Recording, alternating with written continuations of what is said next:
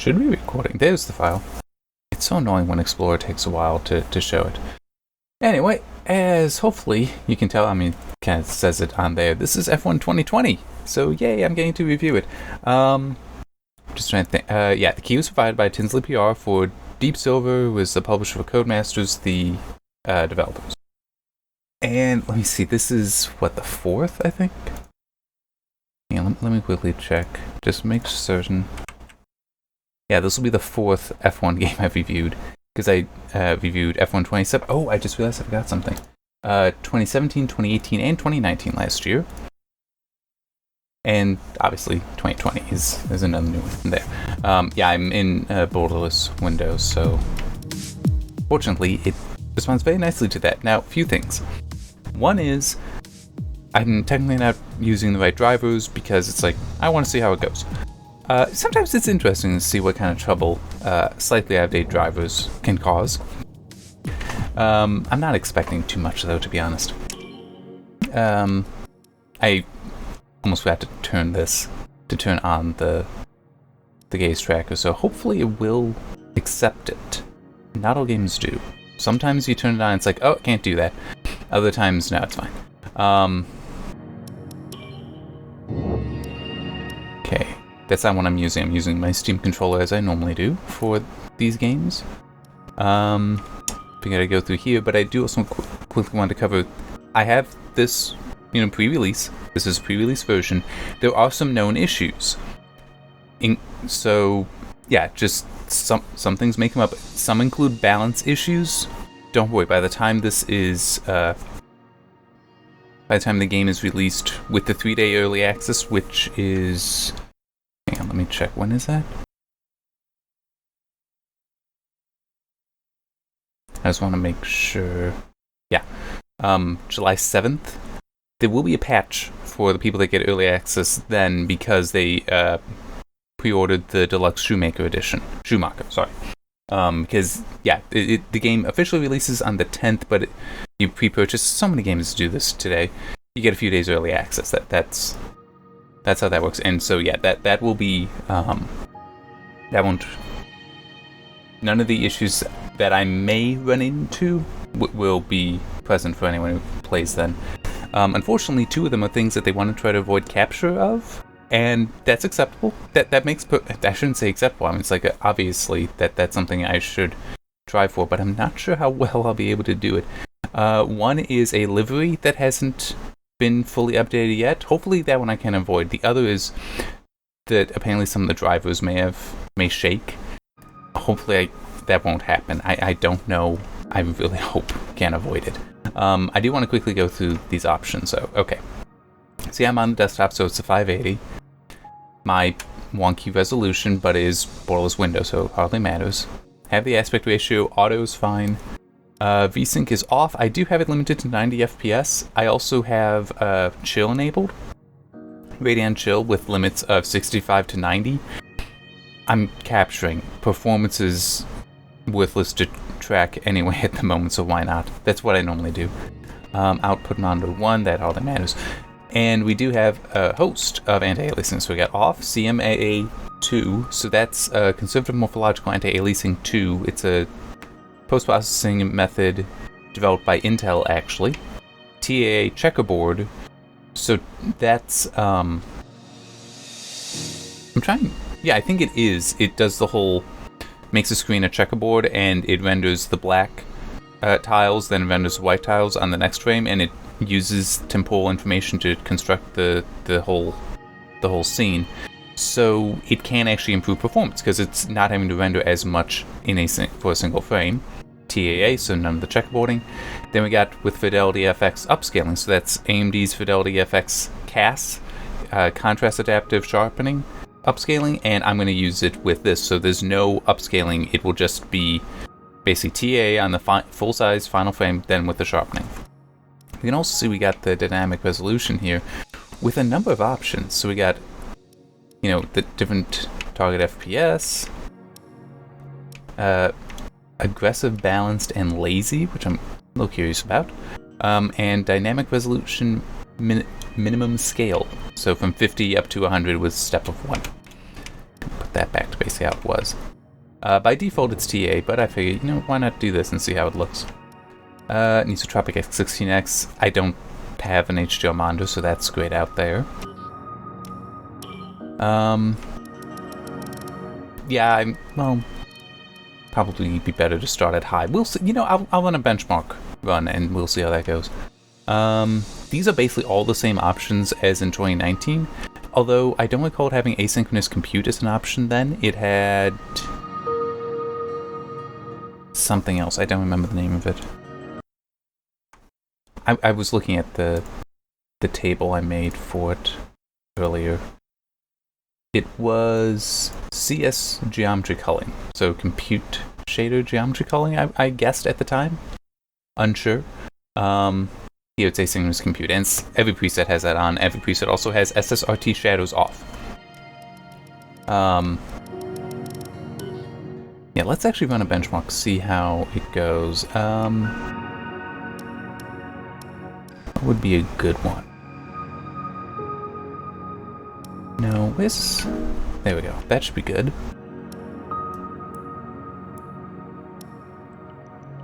Well, actually, no, for what I want to do. There, and we'll have that on. So that way, it is also shown there. So I want to see if the 580 is capable of ultra high. It very possibly is not. We'll just have to see. And by the way, the chill limits are 65 to 90. I don't remember if I said what they were when I mentioned that I am running with it. So ideally, it will keep the frame rate always above 60.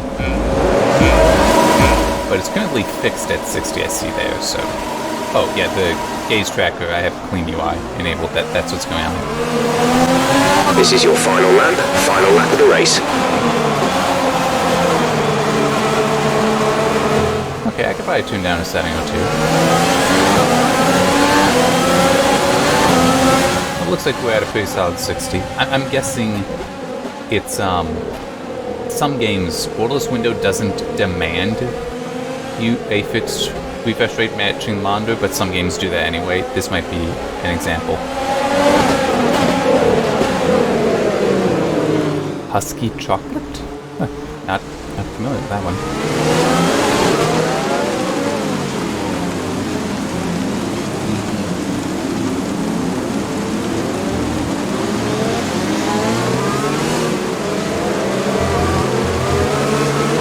It just occurred to me I should actually also install this on the test system soon, just to see if there's DLSS support. It's not great, but it's not terrible. Stay focused.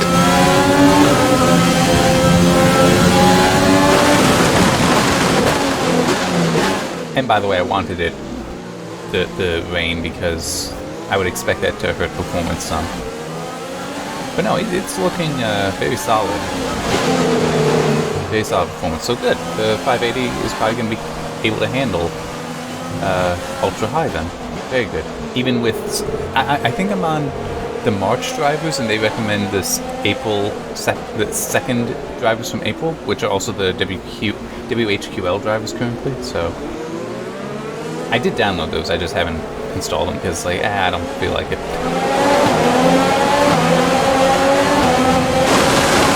All right, so we're almost done here. Yep. I'm just thinking. Yeah, okay, I just want to... Alright, so yeah, that's, basically what I would expect for a game that is being capped at 60. Alright, so yeah, my focus is actually going to be here, because like I said before, this is the 4th F1 game I reviewed. And Codemasters, they have the driving down. I don't expect much is going to be revelatory there. So this is the new feature. I'm sorry, my brain is like firing on 3/4 cylinders, so at times I may stop, and that's why. Stop talking, that's why. But this is the new feature where basically you get to make your own team, be a driver manager for it, and yeah, definitely seems an interesting idea. That's what I really want to focus on more so, because it's like I'm expecting the racing experience will be much the same as I've seen before, which has consistently been very solid and very enjoyable. Yeah.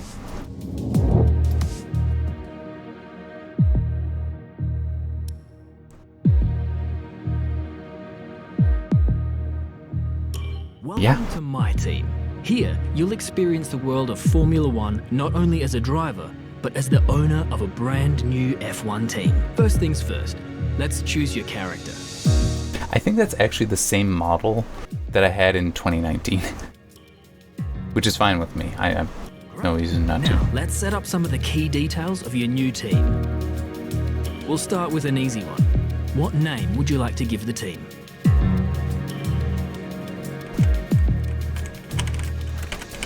It's like that's... I'm reviewing it, so... Some kind of income stream is critical, so we need to sign a primary sponsor. Our primary sponsor will pay a signing bonus to the team up front. This is vital to cover the early investments we need to make. They will also provide valuable weekly income for us. Each sponsor has a goal that they want the team to achieve. If we hit that goal, the sponsor will pay us an additional goal bonus. Okay.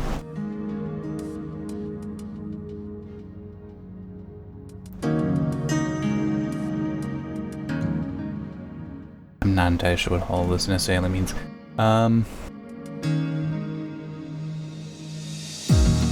Okay.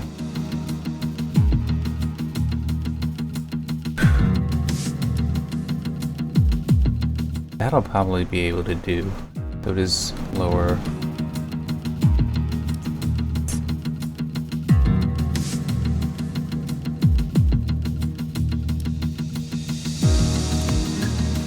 I'm not concerned with the signing bonus so much. I'm more concerned about the weekly income, and the goal bonus would be nice.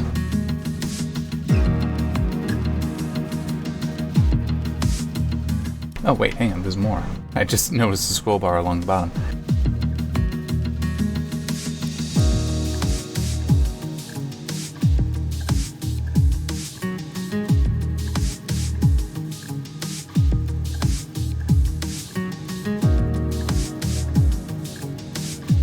It's interesting. So, well, I guess that does make sense. As signing bonus goes up, the weekly income goes down. I feel like I like this one because it's a decent signing bonus. It's not the lowest. At least I assume it's decent. But pretty good weekly income as well. Fantastic. Now we've got a budget to work with. Our car won't be going anywhere fast without a power unit. So let's sign a power unit supplier now. We need both performance and durability from our power unit, but we also need to balance the books. We're going to have a lot of other areas to invest our cash into. Yeah, so basically, don't do Ferrari. Yes, very good, but look at that cost. I'd be left with so little.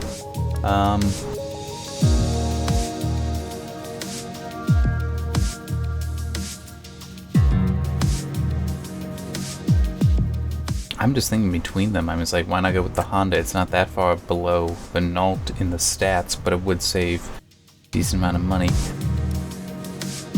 between those two. Mercedes is very tempting though. 1.2 million is not a lot, but I feel like having the better durability, I feel would be helpful. And is it only these four that make engines for these? Maybe. But it's like, I'm very interested in the durability.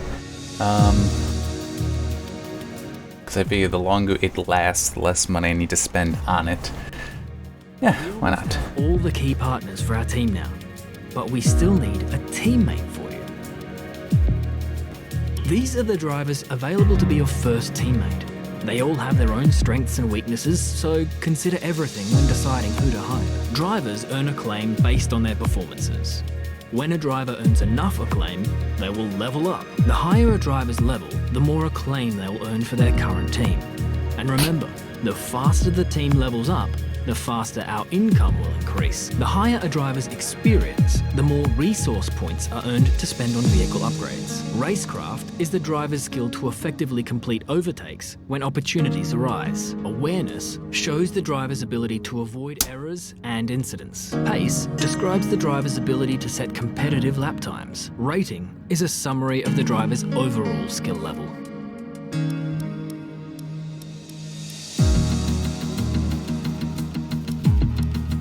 See, that's the only one I can currently afford. Just out of curiosity, what happens if I try Looks that? like we can't afford this power unit supplier and teammate. Let's go back into one of those and sign someone. Okay. Or try and find a sponsor who pays more upfront to offset the cost. I think I'd rather mess with this. Durability, the better. Looks like we can afford this power unit supply. Looks like we can afford this power unit supplier and teammate. Go ahead and confirm if you're happy. Why not? I mean, I figure get a strong teammate, because that engine should work long enough for it to start bringing stuff in. So yeah. Or edit delivery will be running this season. We can add more sponsors to the car as we sign them throughout the year. And don't worry, we can edit our look at any time from HQ. Okay. Now we need a badge for our team branding. Select an existing Hang on. badge, edit it, or create one from scratch.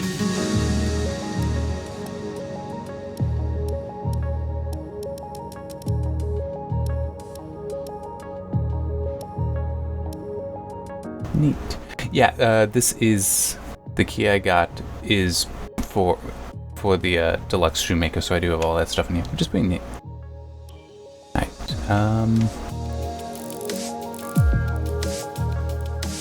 About there. No, hang on. Ah, there we go. I want to try to get the OCC colors if I can.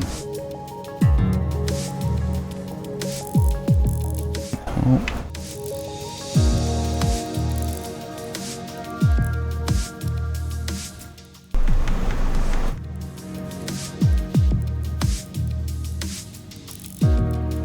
I don't want to get too dark, but it's like getting the actual window.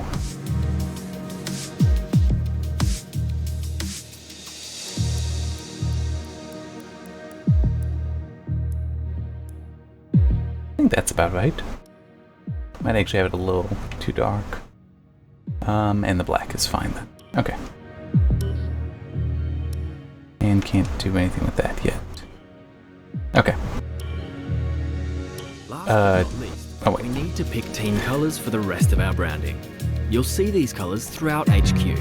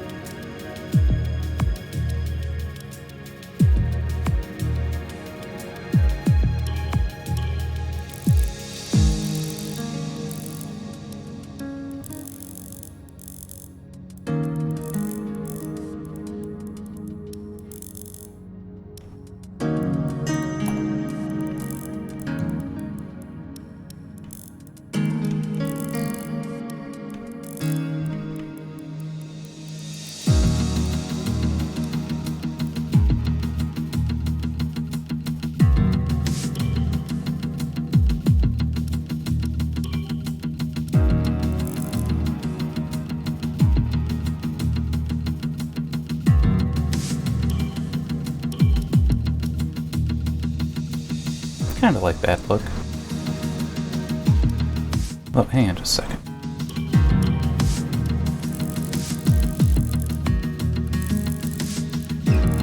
Oh, wrong one. There we go.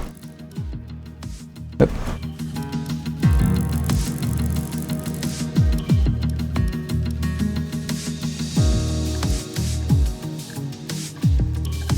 Hey, give me that one actually.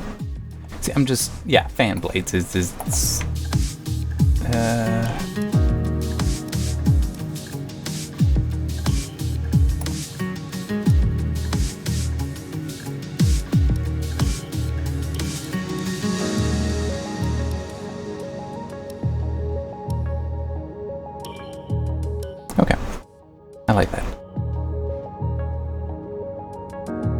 maybe should make the blades slightly different, but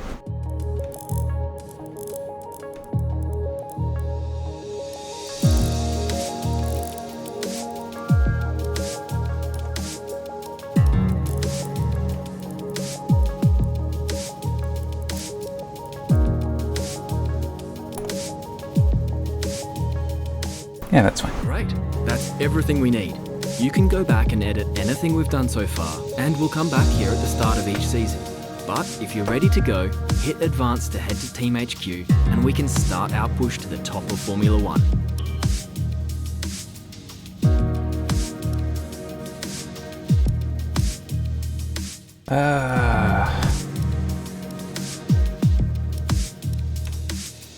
Yeah, I'm probably not going to do the full season anyway, so it doesn't really matter. Although, yeah, actually, I'm going to do the 10 race, and there's a reason for this. That I have a better shot. It depends, because there's a lot going on right now. I'm going to do the review. Don't worry, I'm going to get it done.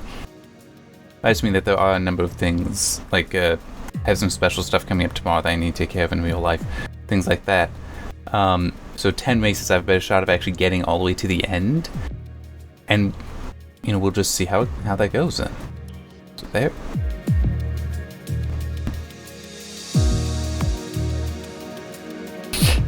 Yeah, I did see, I think it was in the options. So there's this standard and casual is new. Technically, well, here, if this was the first time I've played an F1 game, I'd probably go with casual, because when it comes to racing games, I'm more of an arcade player. Simulation isn't what I go for, isn't what I look for, but I've been enjoying these F1 games since I first reviewed F1 2017. So, and at the standard, it's like I'm not into the simulation racing stuff, but it is just done so well here. The gameplay is so solid here that it works. Also, it helps having the gaze tracker. Oh my god, that is such a difference. Anyway,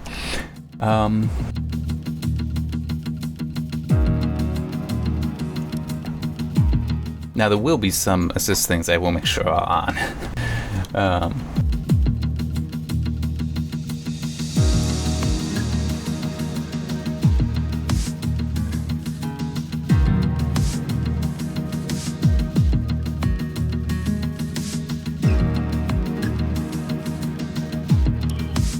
Okay.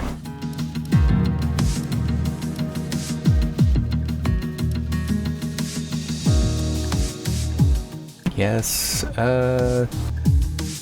actually that would be kind of tempting to turn it off, but I'll leave it. Okay. So anyway, the idea here is, oh god, I hope I'm remembering correctly. It concerns the tires, and so, well, it's at a certain point when you're doing the practicing and such at a course, you're basically locked in. You can't change the configuration after that. That's what that is. I do remember that from playing before, because they talk about how park framing rules are in effect, so we're locked.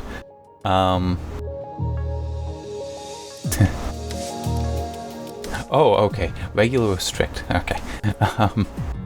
That would be kind of funny if it was like, oh yeah, turn that off.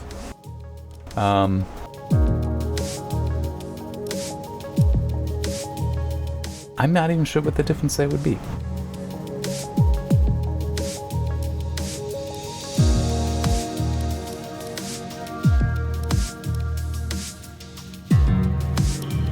Okay, yeah, I'm gonna want that then.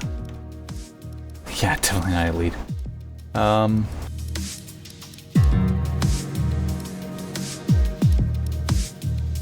See, it's just a little weird to me, because there's, maybe I'm just thinking of the dirt games where it's semi-automatic. I should still be able to manipulate the automatic to shift it up and down, but I'll leave it on automatic. No. Nope, there.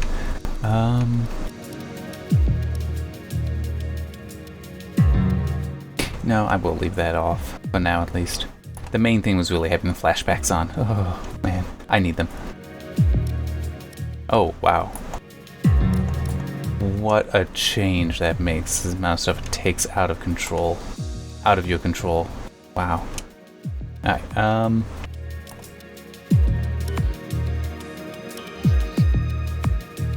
Oh, okay, so I just need to hit X then.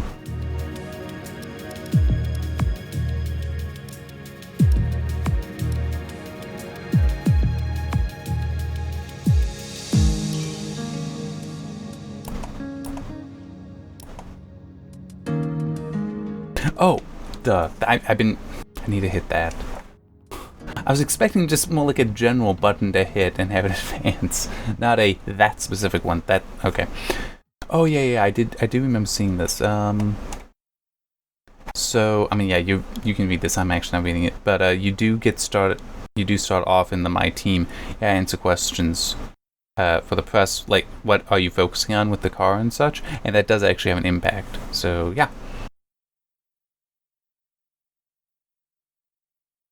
When did they add the Meet the Press? Was that in 2019 or 2018?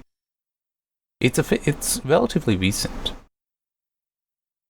Yeah, so and this is part of what is going to make the My Team stuff so interesting, is you have to manage morale and such.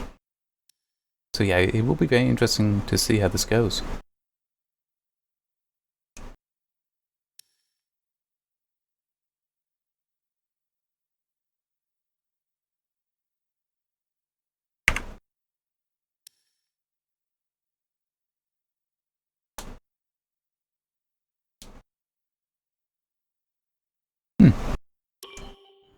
Interesting.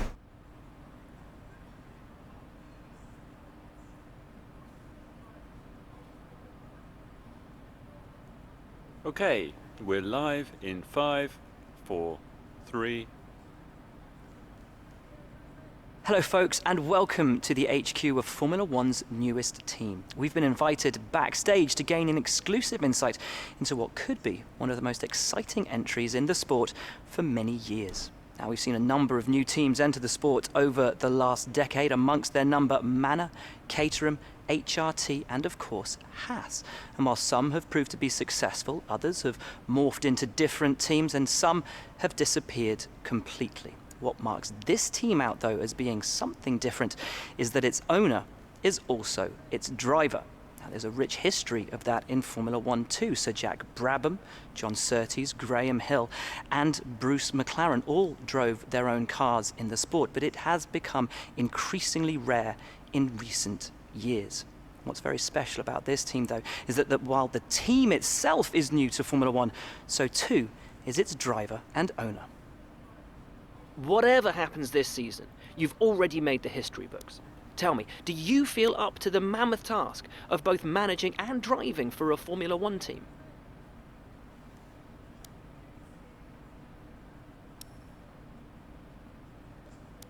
Every team needs 2 drivers, but what was it that drew you to your teammates?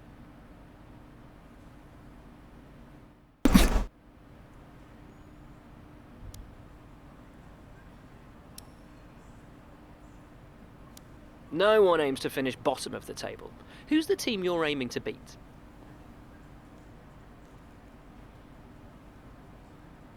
I have no idea.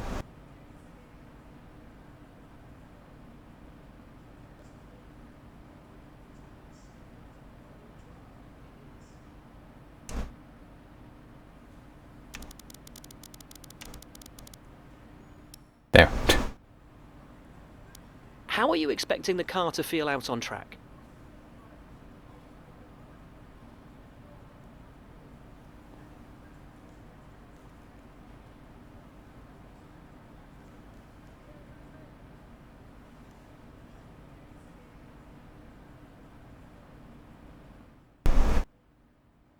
I'm thinking.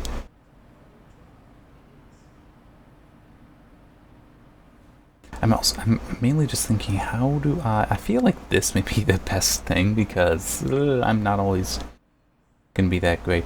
But I mean, this one's cause like, yeah, I know the traction is very important because I hit some of these turns weird. You know what? Let's go with that. The other teams now have years of experience, both on and off the track. How are you planning to catch up to them?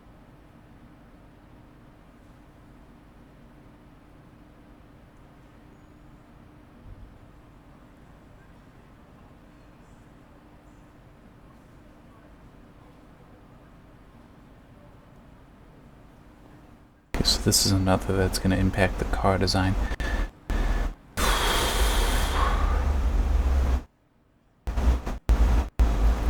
EOS, by the way, in this one, that's energy return system, so that's when braking and when turning, I think.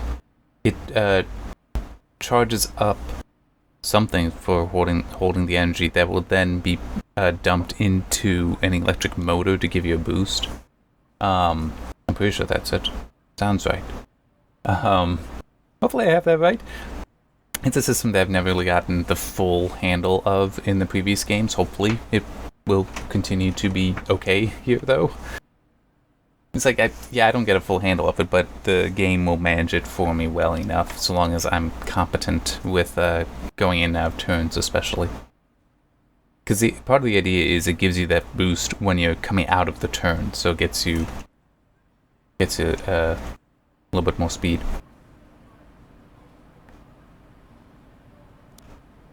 See, I kind of want to go with that one. Overtaking is a key part of this sport. How have you ensured that your car can take advantage of each opportunity that comes your way?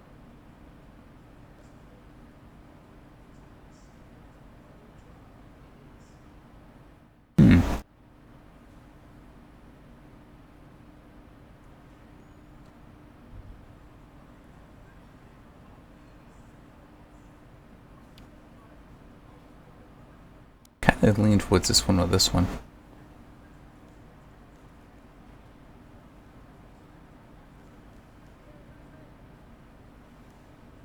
But this one may end up saving money, because if it is basically a, hey, you're not going to fail as often, that could be very advantageous. You know, I'll go with this one. And finally, which of your new departments are you most proud of?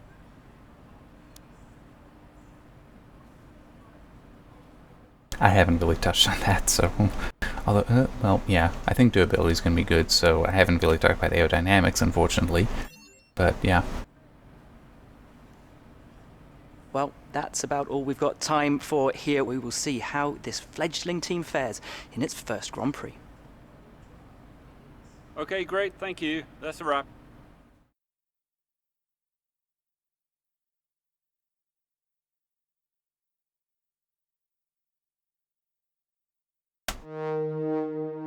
Okay.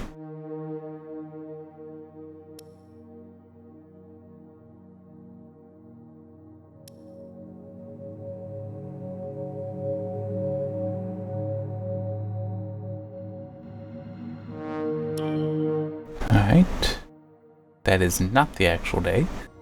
It's important to use the time between races to the fullest extent, and that's where these activities come in. Manage everyone's time as efficiently as possible to maximize the team's performance.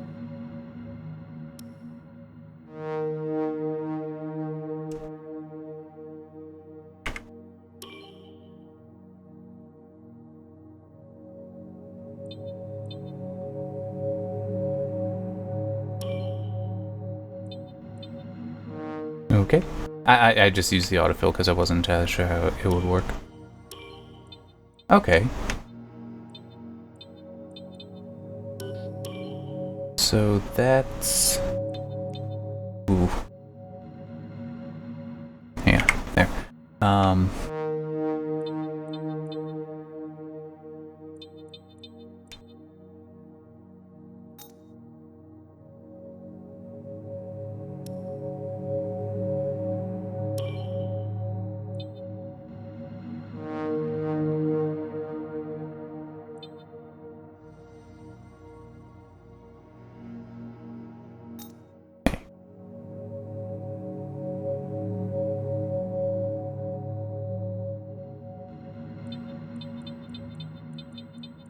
Okay, we also have that there.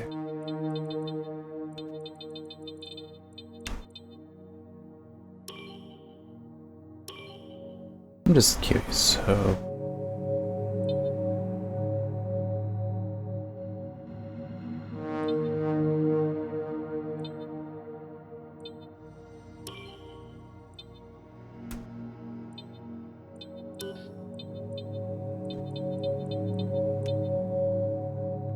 Hang on.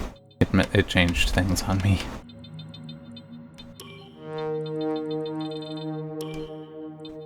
Oh, it is actually changing. Okay.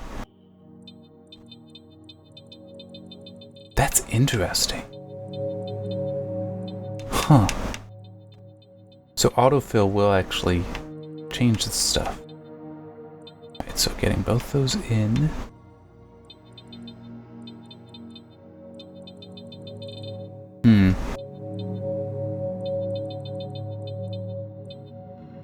I'm just thinking, do I want to try to change that? Because I like the idea of focusing on both of those. Yeah, definitely want to do the campaign though. The advertisement campaign. Yep. Alright. This is where you can view our current facilities and the effects they're having on the business. You can also invest some of our cash into upgrades for these facilities.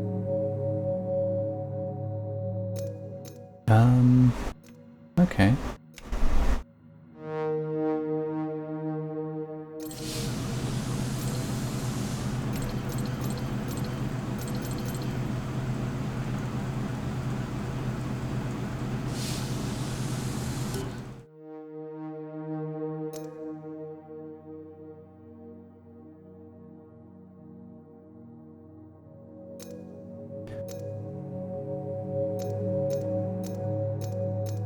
Okay. So, alright, now I get. I can't do anything though because I don't have any money. Okay, so these three all give 20 resource points and this one gives 60 for the total of 120. This also costs 5,000, 5,000, 15,000, 30,000. Okay. For some reason I was thinking that those would be the costs to invest something in them. That's not the case. I was a little bit of an idiot.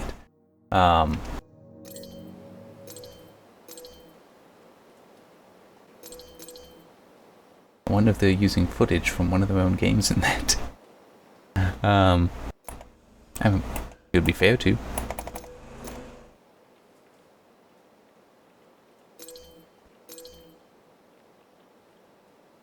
Huh. But 5 million. Do you not have that?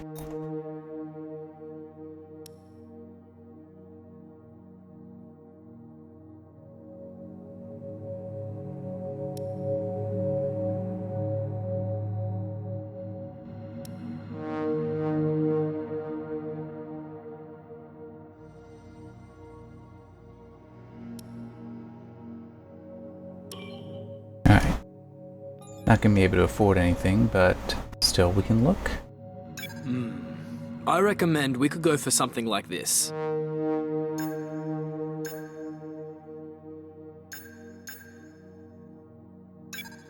Sure, why not?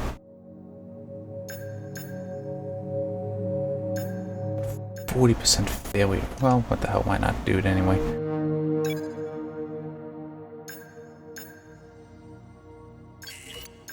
If it were me, this is probably what I'd invest in. Yeah.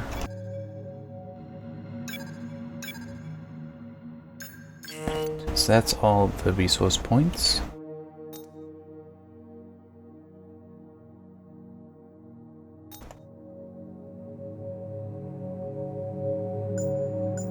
Okay. Yeah, so I've got 3 engines, 3 generator units kinetic.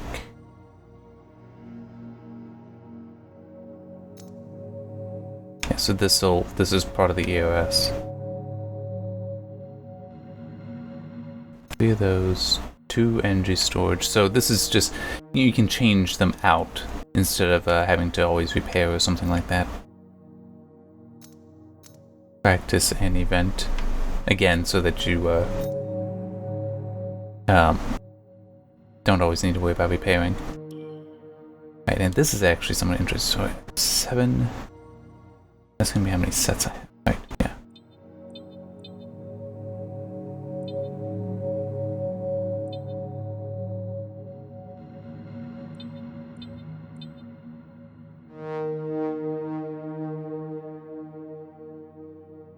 I'm just trying to figure out the P1, P2, P3, Q1, Q2. I'll leave it unbalanced, but yeah, this is one of the things that, I mean, you really do notice the difference, at least in the previous games, and I would assume that, I think it's a very appropriate assumption that will be the case here as well. You can feel the difference between soft and hard tires. It can really be big. I mean, we don't have the super soft formula here, but in other games there was.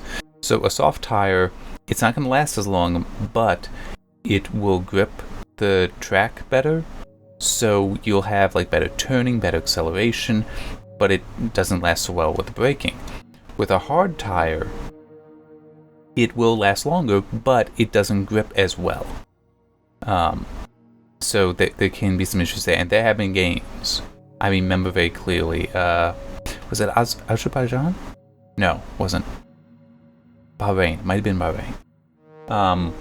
One in F1 2019, one course where I changed that, and I don't think I was driving differently, but I shaved off several seconds just by that. It was really amazing, the impact it has. Alright, so I can't do any of that yet until I get more acclaim. I'm only at 1. This is the driver market. From here, you can see pertinent details on each driver in the sport.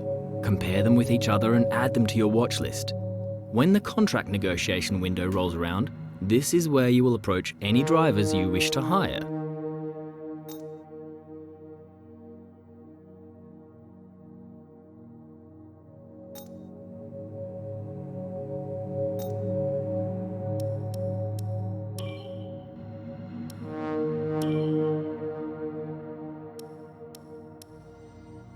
That looks perfect.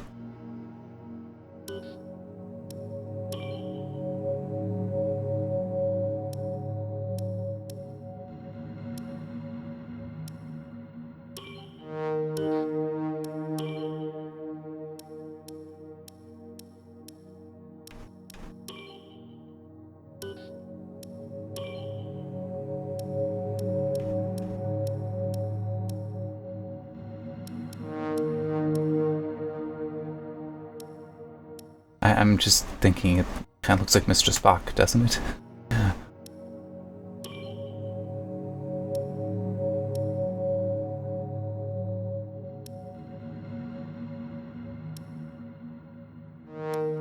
Yeah, let's go with that one.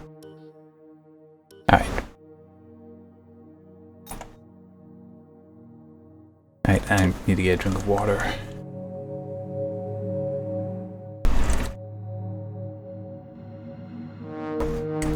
I just want to quickly check something. I think it's the case, but I want to be certain. Yeah, okay. This is one of the known issues. If you look up near the top, it says open podium pass, and it's flashing like that. That's a known issue. Because that basically shouldn't be there right now. But it's a known issue. Don't worry about it, really. There's no reason to. Known issues will always be fixed, eventually. Here, I'm sure that it's... Well, no, it is listed amongst bugs that will be... issues that will be fixed before release, with a patch before release.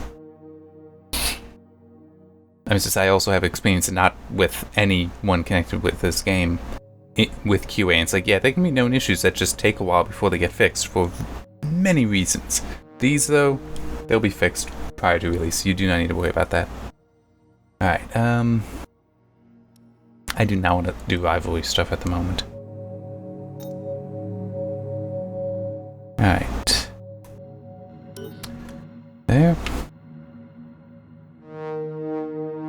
Yeah.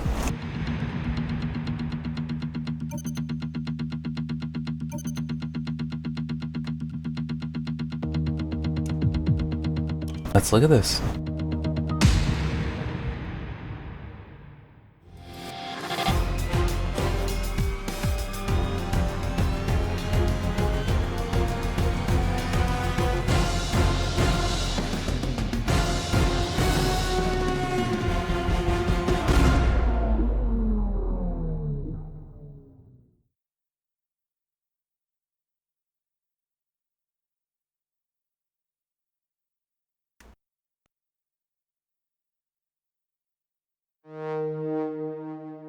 Okay. Whoop. Oh, that actually opened up. I had to save the save the video. Alright, now I have money. So, let's see what people are spending on.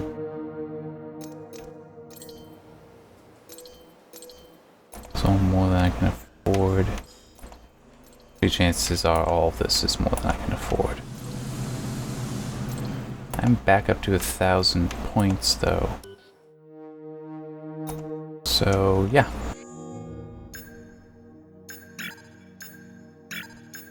So it hasn't got any upgrades to recommend. Oh, duh. I forgot that that is the case.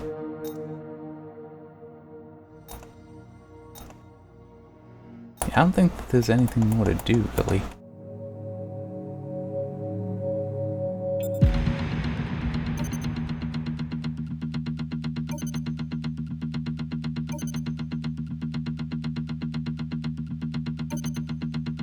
As we continue to increase our acclaim, more potential partners become willing to work with us. We can now approach an additional sponsor from the corporate tab. Yeah, so that one activity thing helped there. Okay, yeah, so let's look at this then.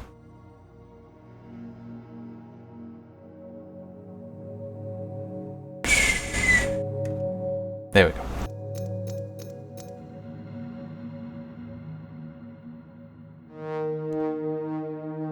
Huh.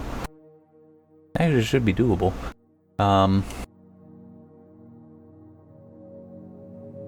Yeah, because if that includes the just practice lab kind of stuff, then that'll definitely be done. That'll be fairly easy even. But yeah, I'm mainly looking for. Oh, that I'll definitely achieve. But yeah, I'm most interested in the weekly stuff. Sure.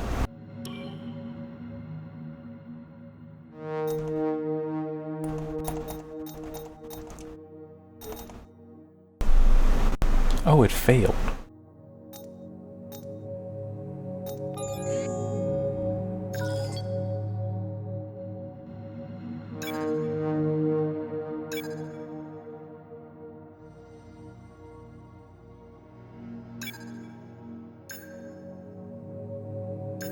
Wait, it's reached? Really? Oh man. Oh, wait, no, I'm stupid.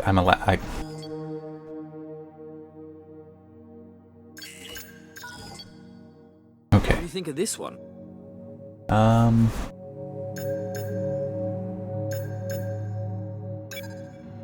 So it's each department I'm able to do one thing in, so I could also do something here potentially. Not that, because I can't afford it. Oh, those are already fitted? Cool. Those arrive later. Alright.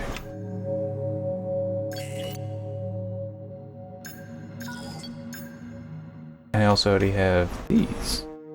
Neat. I wonder if those got unlocked by my answers before. Very nice. Okay.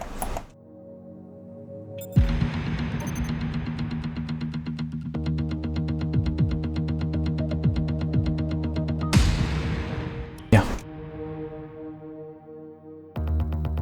Practice 1, practice 2, practice 3, qualifying 1, qualifying 2. That's what the P1, P2, P3 and Qs were for the tire allocation. Got it.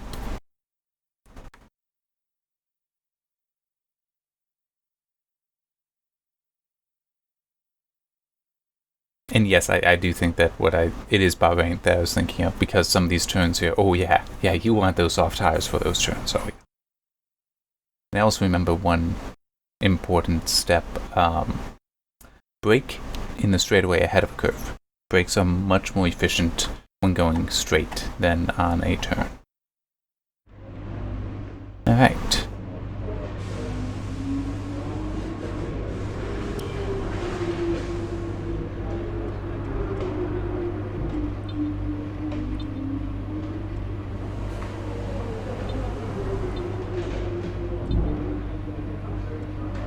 Alright. Looks like we're good there. Nothing there to mess with.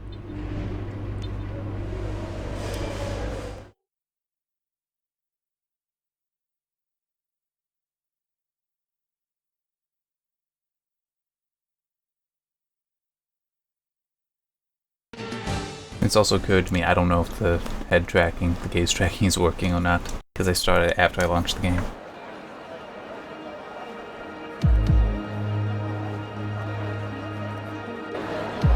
We'll find out.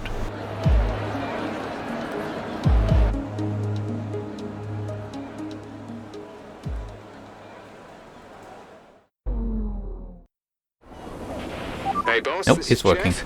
Just wanted to say thanks for trusting me as your race engineer. I won't let you down. The car is ready to go, but it's brand new of course, so there may be a few issues here and there. We'll be keeping a close eye on all the data. In the unforgiving world of Formula One, free practice sessions are a vital part of any Grand Prix weekend. During your F1 career, you'll be able to utilise these sessions to complete practice programmes, which will help you learn the track and earn you points that can be invested in developing your car. You'll also be able to adjust your car setup over the course of these sessions to try and find those extra fractions of a second. The sporting regulations dictate that after each free practice session, you'll have to hand back 2 sets of your dry tyre allocation for the weekend. So get the most out of them while you can. Okay, I think I understand what that means. Hang on. There we go.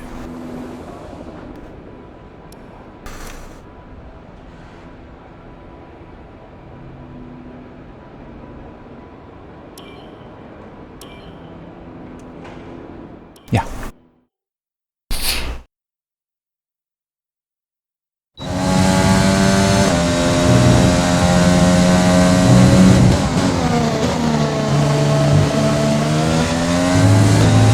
Okay, your goal is to get through as many corner gates as quickly and precisely as possible.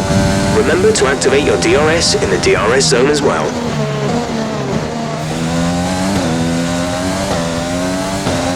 I think that's why. Hang on. The track acclimatisation programme. I might actually want to restart this. Where am I looking? Here.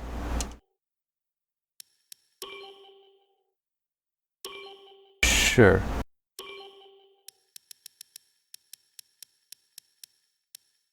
Yes, it is Y. Okay.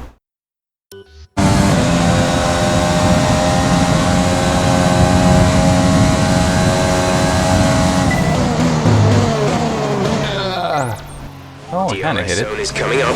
Get ready to open it. Distance is on your MFD.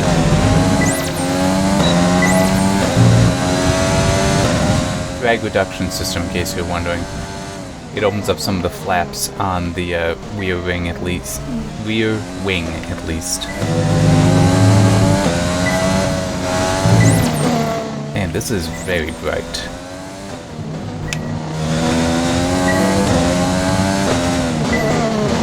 Some of my timing could be better. Oh, I missed that one.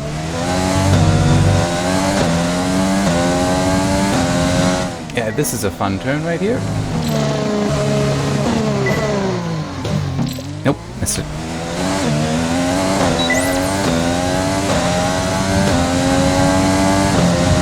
You can always repeat these, so it's not a bad deal. Should have braked sooner. Well, maybe not.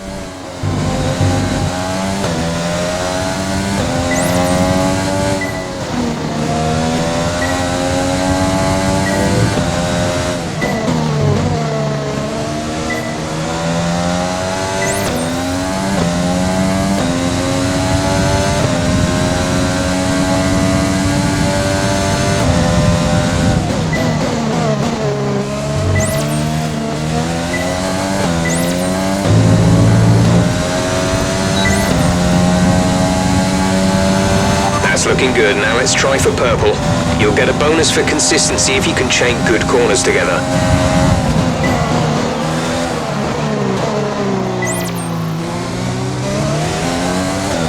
There's now another driver.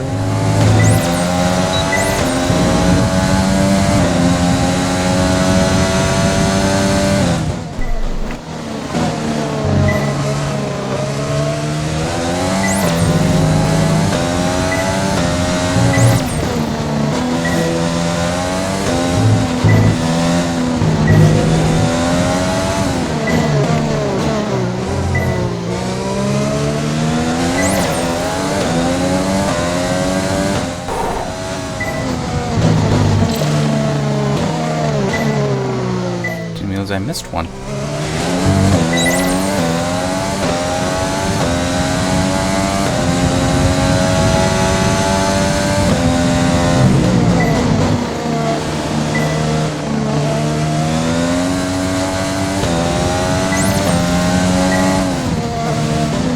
Ah, missed it.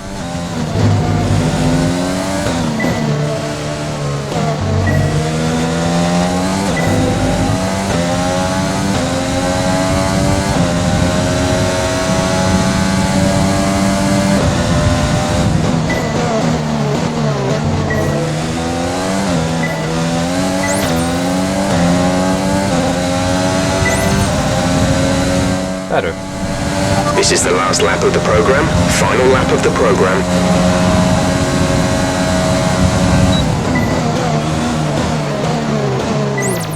Ah, screwed that up very badly. Okay, not as badly as I thought. They still got green on that.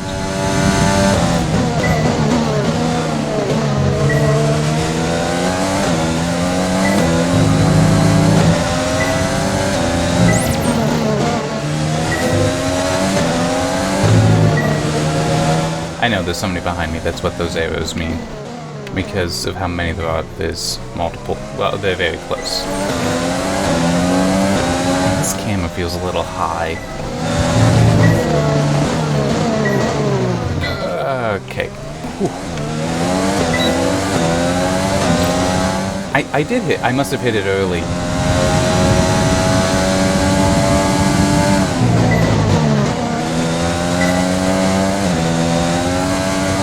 I must have hit the button for DRS early before it could be activated, that's why it failed. Ah, I screwed that up. Okay, let me actually... Okay. Yeah. Right here.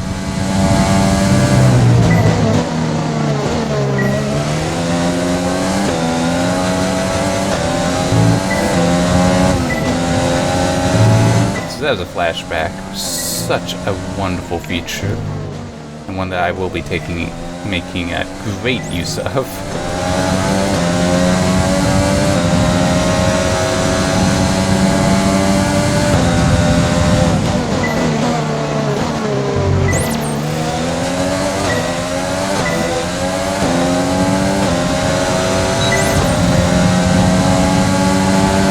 Okay, then that's the end of the program. Well,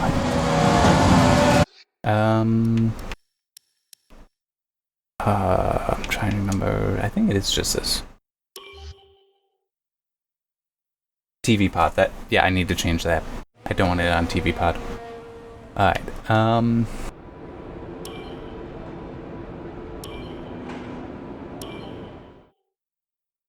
TV pod is too high.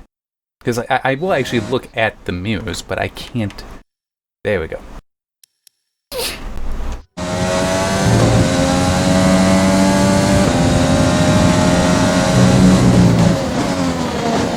And this is something that I would never do. This test is all about tyre management. If not for Try to control the slip the through gaze each tracker. corner and take extra care putting the power down at the apex.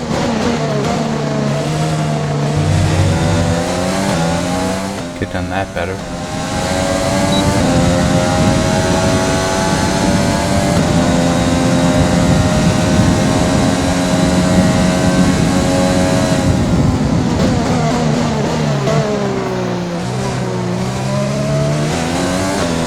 I'll get better at it. Ooh, that was not good though.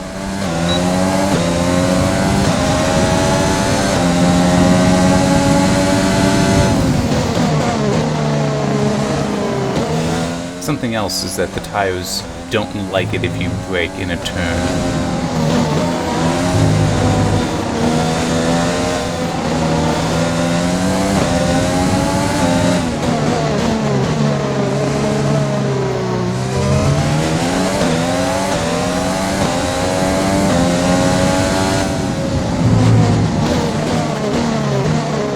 I'm having to readapt to this camera, so...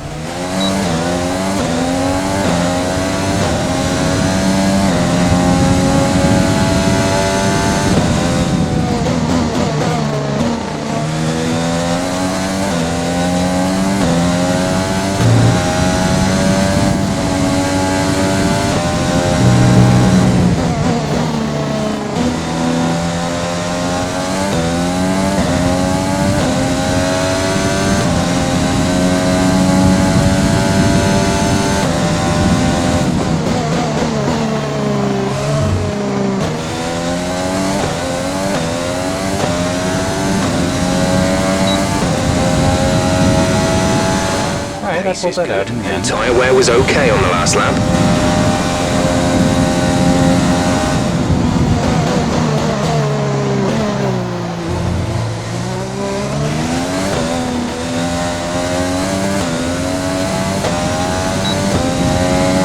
Oh, forgot.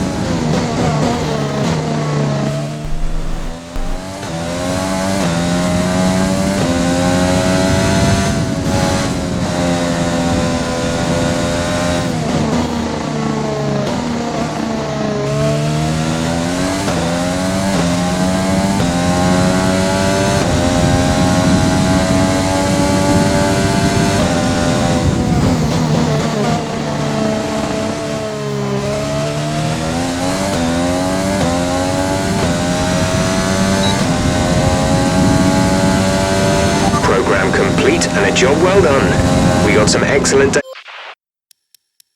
So because I got purple, I didn't need to do it a third time. I'm remembering how to use a controller. That legitimately is part of it. Yeah.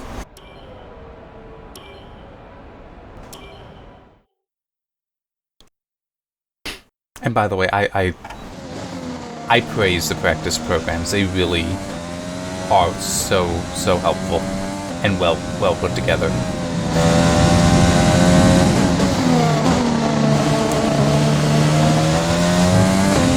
In this program, we want you to focus on fuel-saving technique. Lift and coast through corner entry to save as much as you can while keeping under the minimum lap time.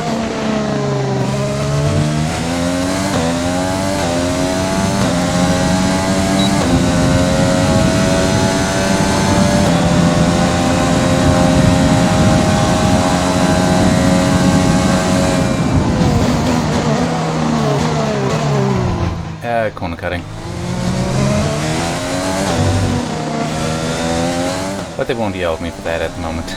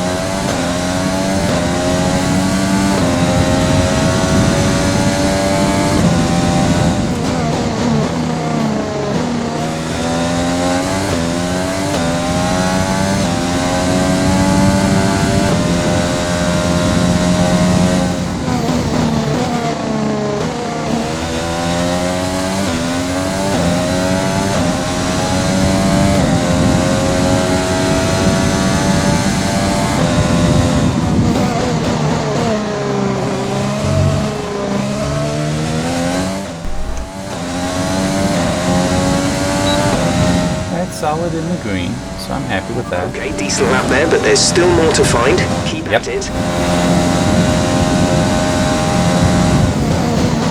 I screwed that up a little bit. Could have started coasting earlier.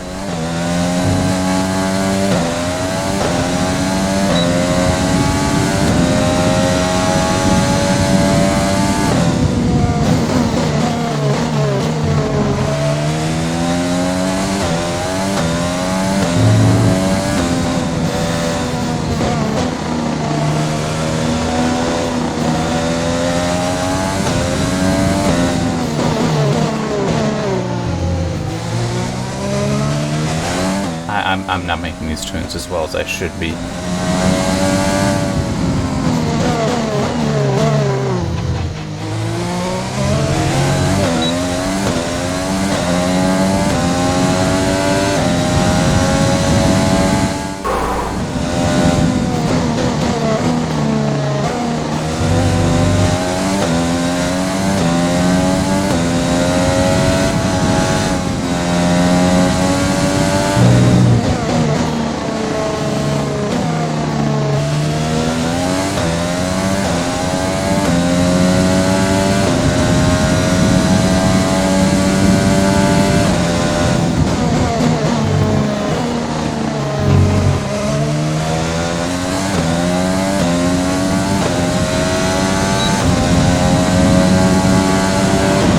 That's an acceptable lap, but you're capable of more if you work at it.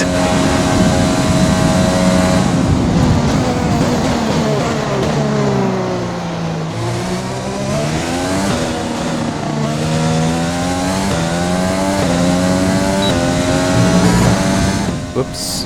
Hit the wrong button. I hit the downshift button instead of the DOS button.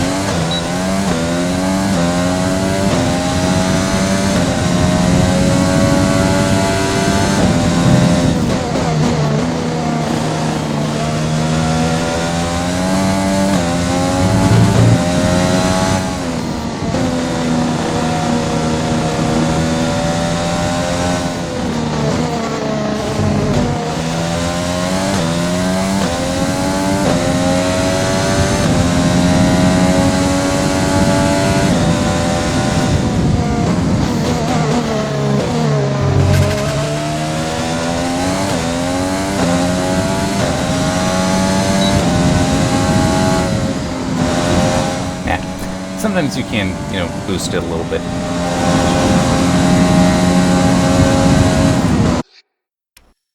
Yeah, sometimes you can boost it a little bit if you let off the throttle at the end.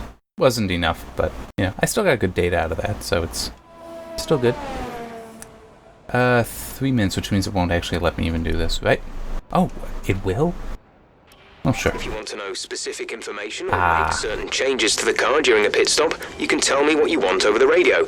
Press and hold the radio button to activate the system, and you can either speak the command or select it manually from the radio screen that will appear on the multifunction display. While the radio is active, cycle through command groups with the MFD button. Yeah, so we can see how other people are doing.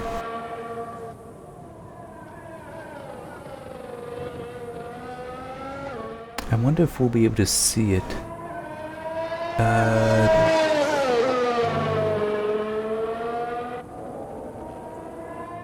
I'm trying to remember where the zones are based on these camera views, though. The DOS zones, because you can actually see it. It is animated, the change to the wing.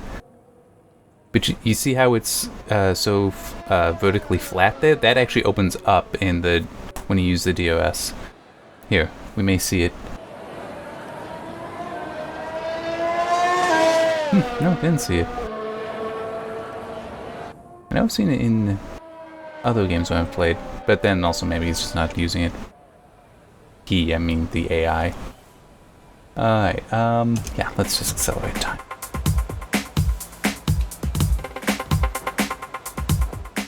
And with all the cars now over the line, let's see our top three again. James, Leclerc, and Valtteri Bottas. What an incredible Jim practice isn't an session. option, so... Fun doesn't stop here, though. Join us again as the rest of the weekend unfolds.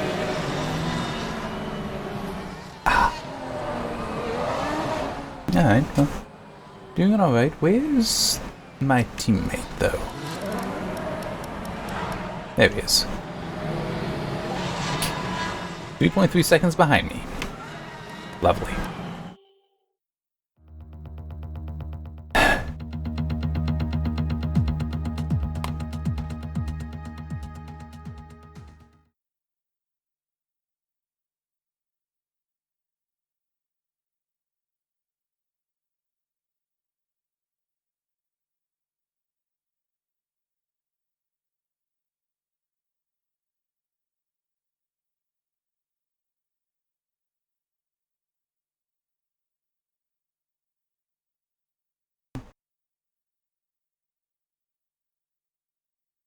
Not sure why the loading times are so long. Although I just realized this is on the wrong drive. This is on a traditional hard drive, it's not on an SSD. I can put on an SSD. It'll take a little bit of time, but yeah. Alright, yeah, there's no messages. Good, everybody's happy. I mean, it's not like anything here would really change, but, yeah. Alright, so EOS management, which is a pain for me, usually. We'll just have to see how it goes.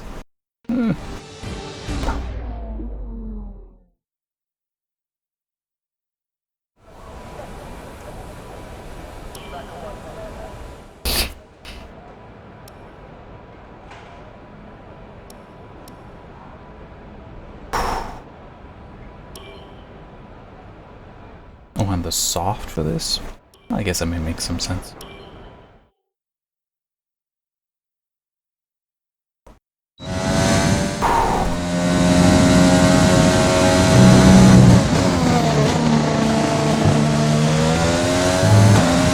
This is the ERS management test.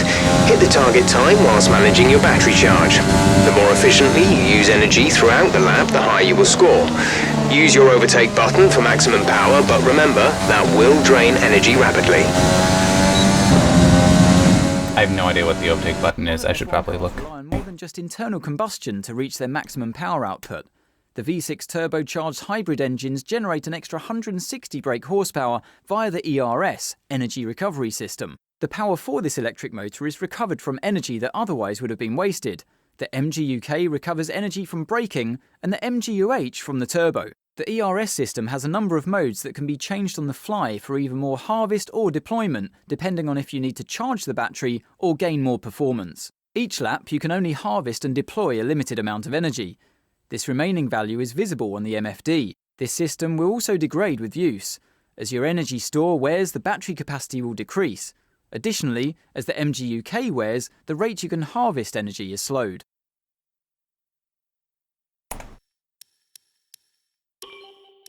It's actually possible that I won't need to mess with it.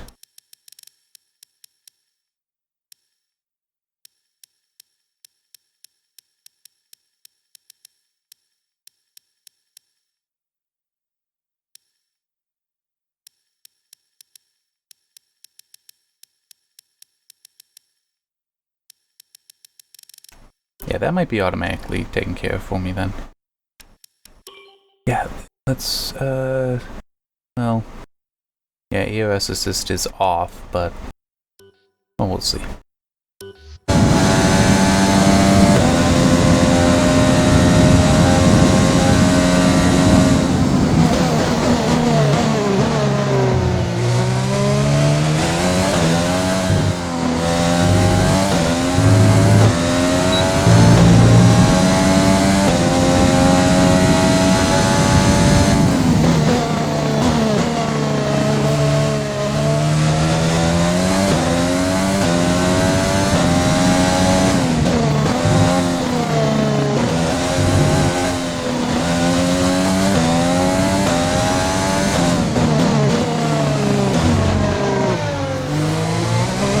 Yeah, I'm not doing so hot at the moment.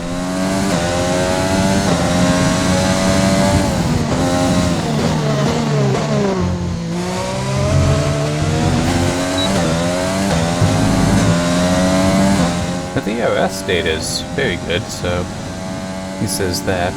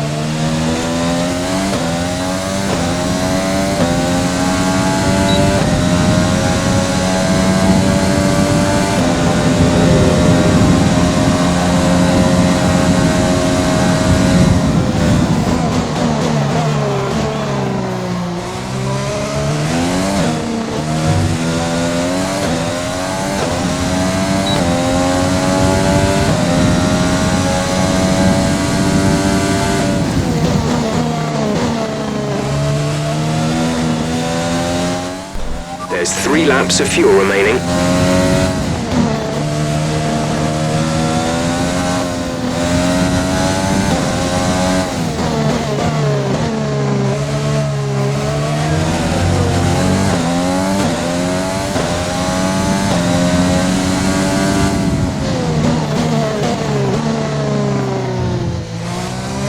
Yeah, screw that up.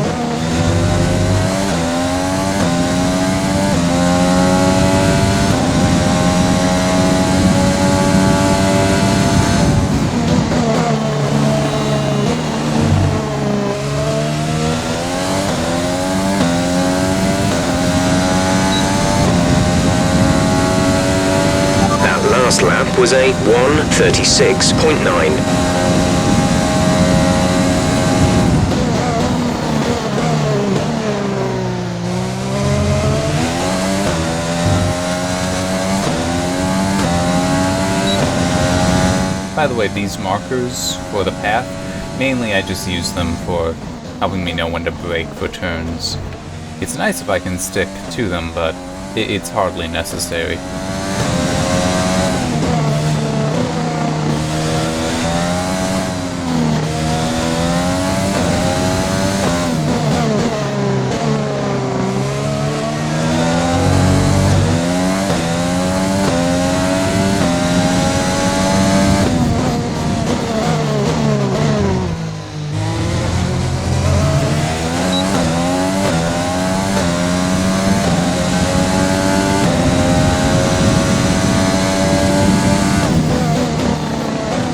I could have waited on that.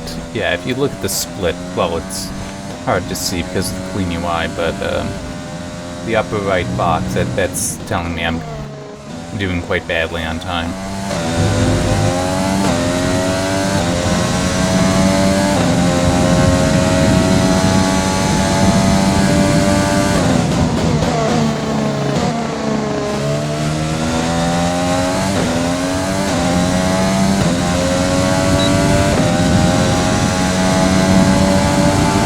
We're low on fuel.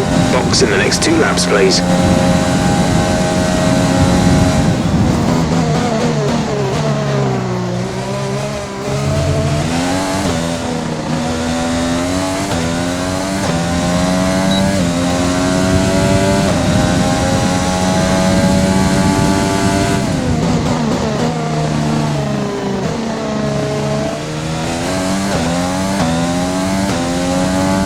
Probably got on the throttle a little earlier in that last one.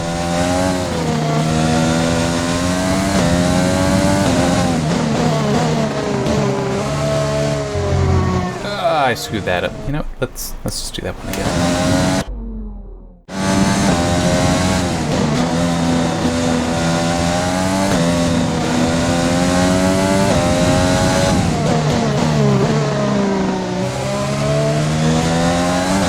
Much better. Much better. That's not better. Here we go.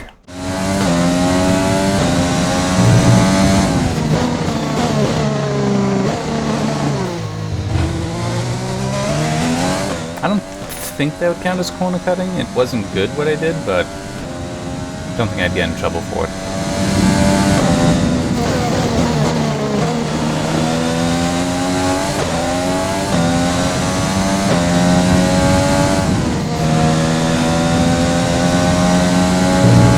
Box this lap, please. Box this lap. When driving with the pit assist disabled, you'll need to be mindful of your speed when entering the pit lane. It is enabled, though. If you hit the limiter line too fast, you'll pick up a penalty. Watch the on-screen prompts that show your target speed and distance to the limiter line.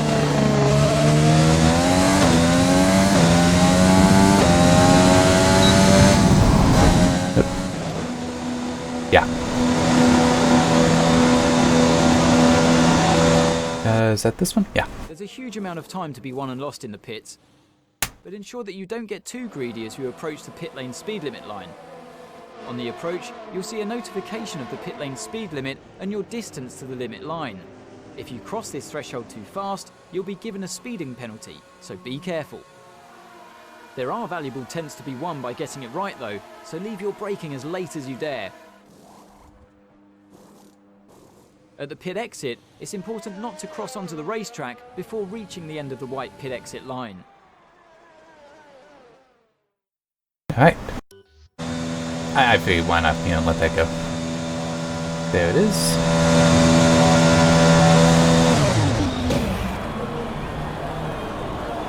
I think I may turn on auto ERS. Because I think it was just never activated, because I don't know what that button would be, even.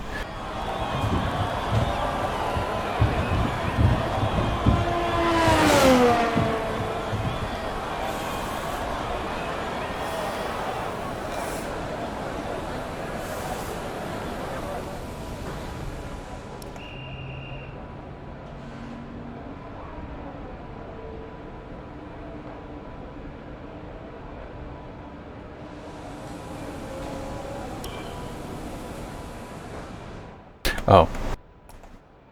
That's why. I was very confused. Why isn't that mean I hit the wrong button somehow? Like, I don't know what stupid thing I did, but I hit the wrong button. So far is a 1 minute 36.9.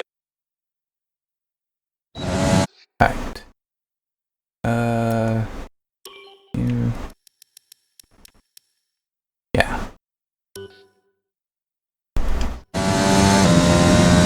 So we should see then that yellow bar there changing in length as it gets used. Don't worry about tyres, just give it everything. In this test, we want to make sure we can lap close to our rival's pace.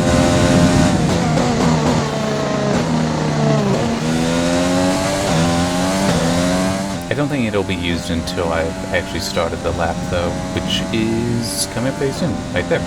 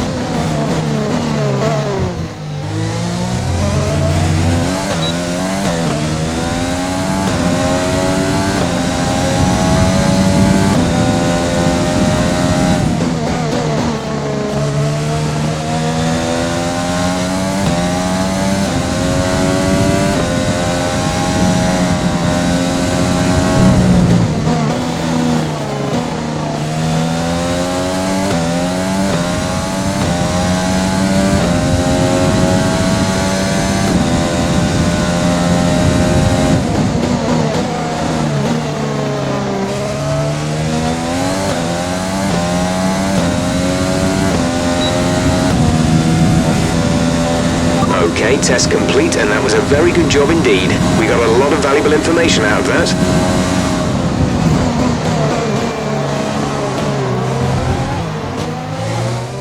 I did very, very badly right there. Luckily, I think I was out of position.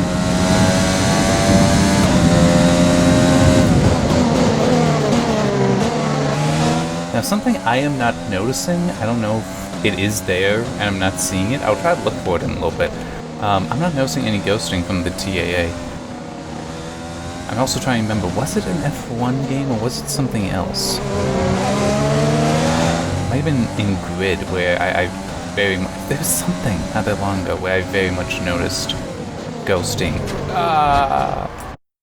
You don't want to do that.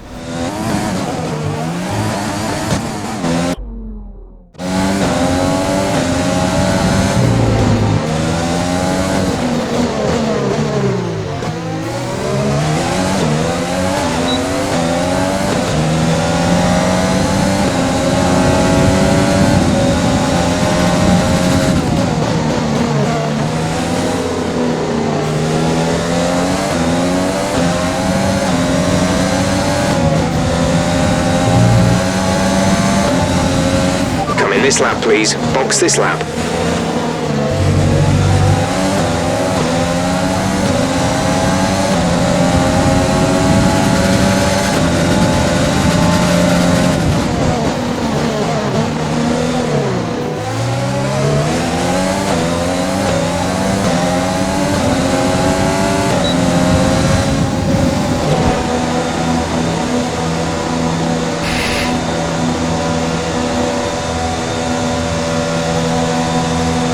Who's behind me?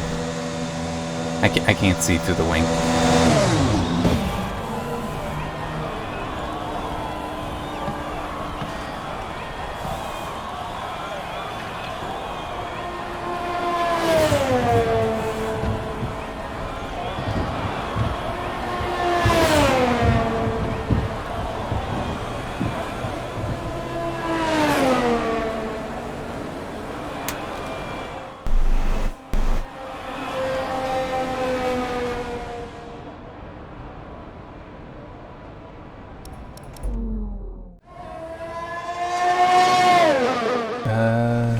Okay.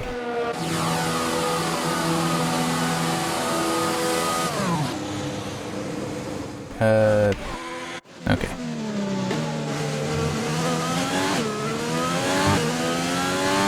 Yeah, I don't see any ghosting. Because I would expect to see some on the mirrors, also the tires. There are some, like, shadows there, but that might be just normal. That just might be how the lighting is, that I see something that kind of looks like ghosting, but it's not, it's just shadows. Huh. What was it? I wish I could remember. I don't think I'm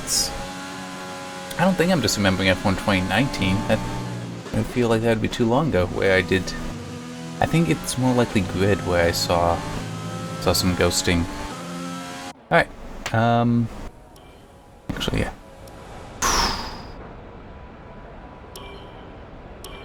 It'll be a little dangerous because of how many people are out there, but still, will be good to do. And then I can do some more practice the next day, because I want to try to hit that 75 laps for one race weekend, see if I can get that bonus early.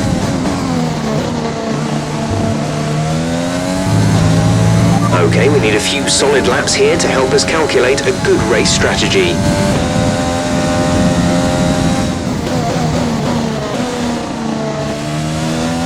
Yeah, so this is very important because this will help determine like when the pit stops are going to be.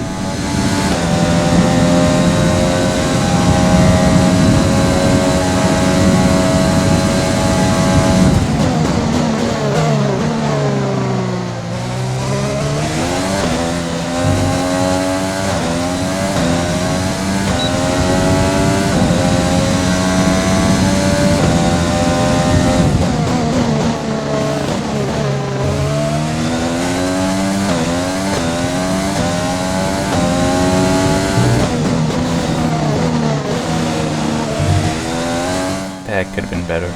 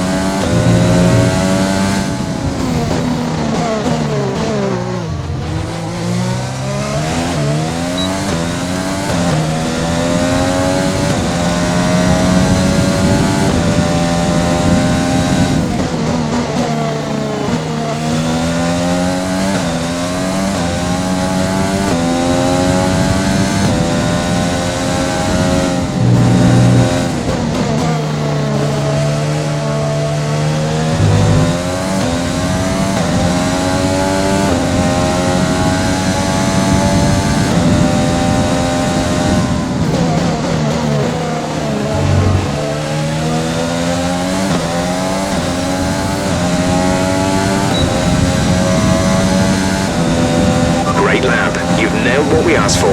Keep it up.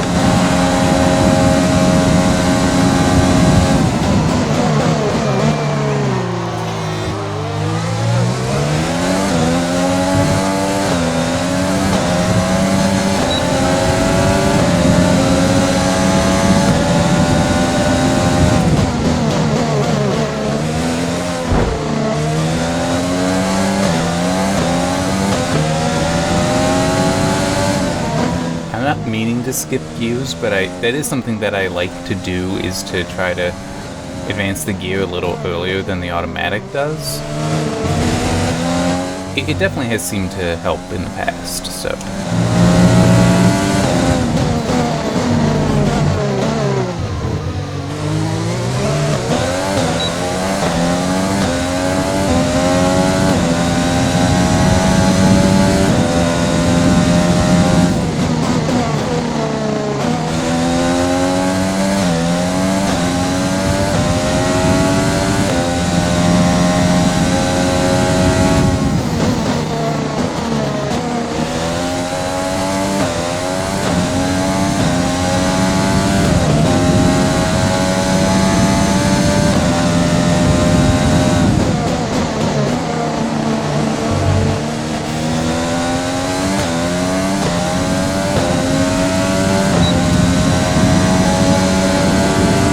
Okay, super job so far. We're getting great data. Stay focused.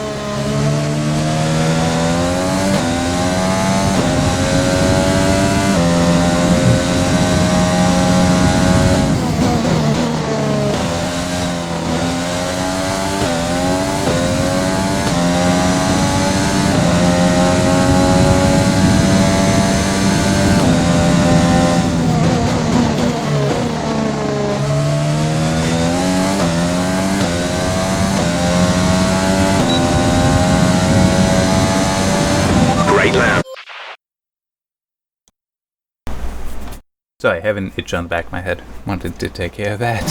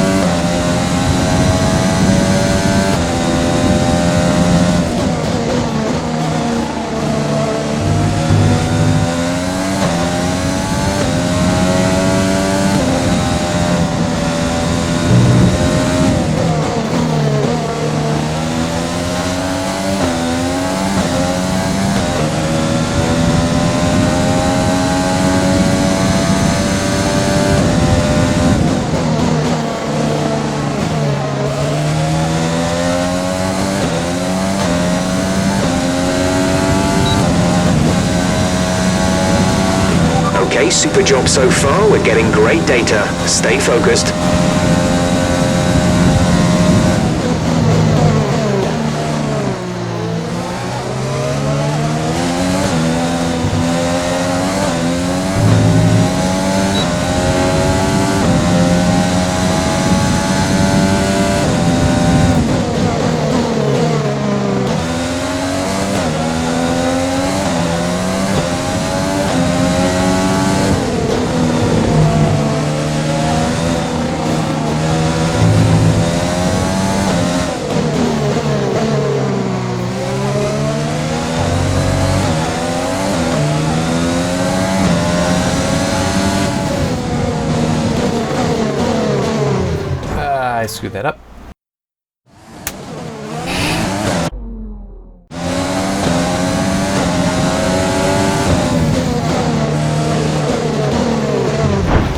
I did it again.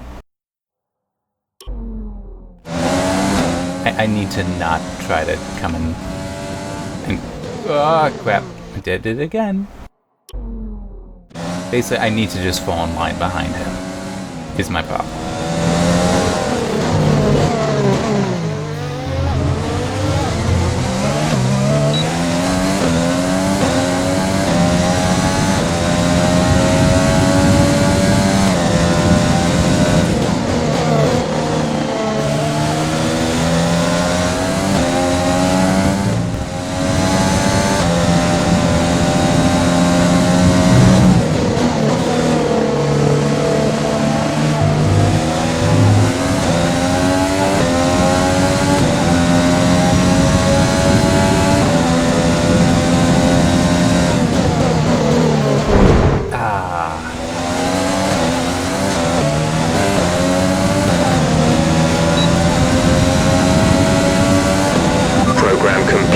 Job well done. We got some excellent data with that run, so come on back to the garage and I can talk you through the numbers.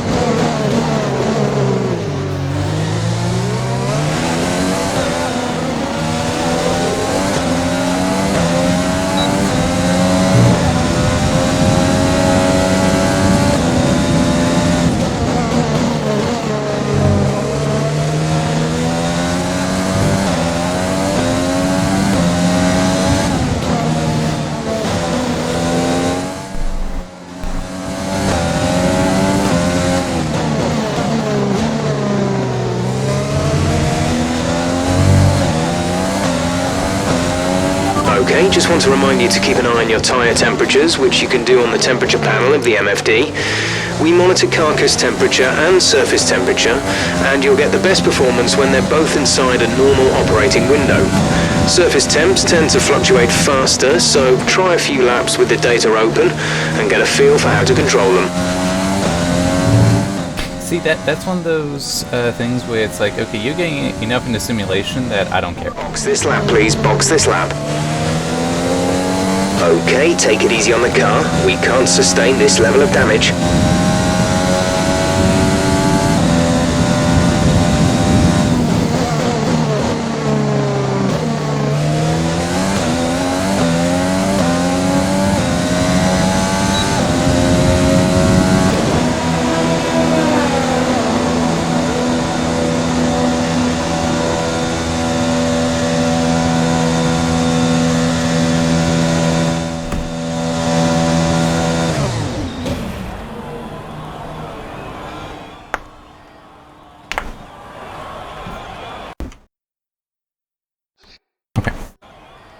I wanted to quickly check some stuff, but it does pause it right here, so I don't really want to mess with that.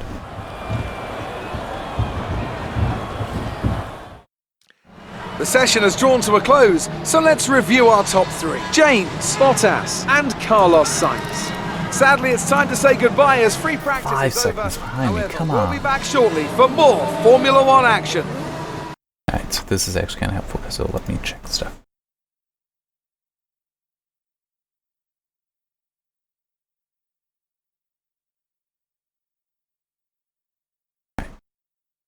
There, how's this go?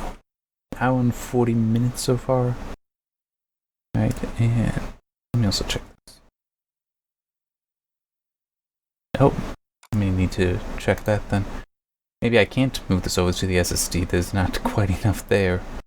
And I think... Let me check what drive I have this on. Yeah, I have it on a different drive. Okay.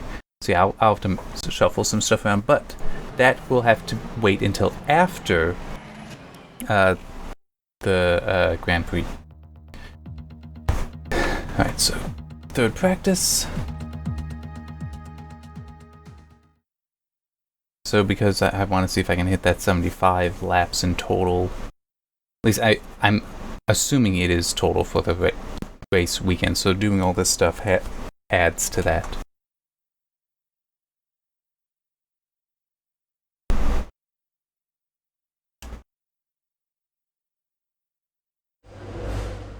Oh, you know, I bet I know why I'm out of space. I still have Doom Eternal installed, and that's probably on the SSD.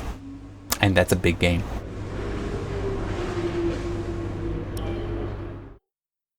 You know, I'm actually going to redo the EOS because now it's on auto. Although, maybe it won't let me.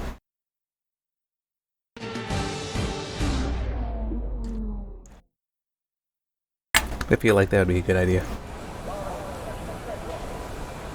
Alright, there.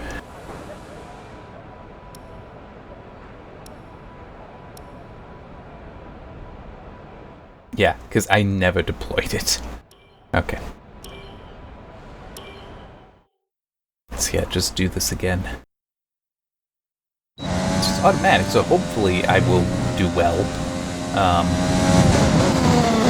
We'll just have to see. Would be kind of funny if it fails itself.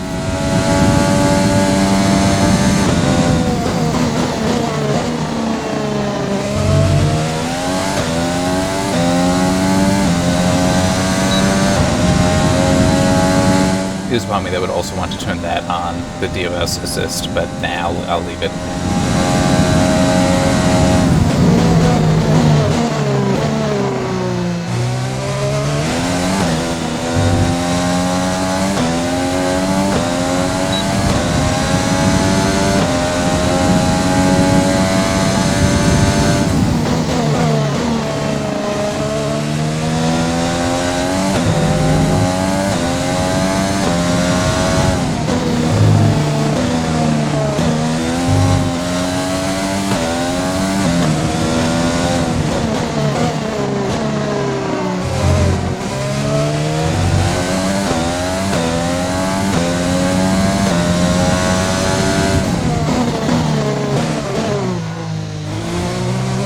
Now, to be clear, even though the EOS deployment is on assist, this is still a check to see if I'm any good at charging it.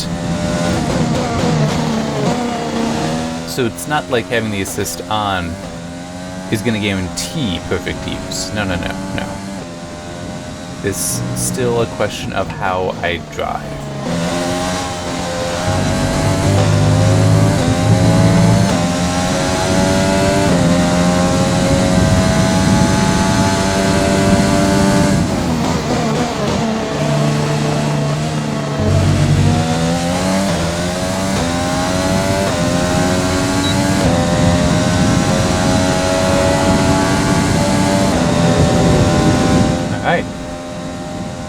These are all just practice laps then, I think. Which I'm fine with. Let's see if we can hit that 75 early, get myself a nice bonus.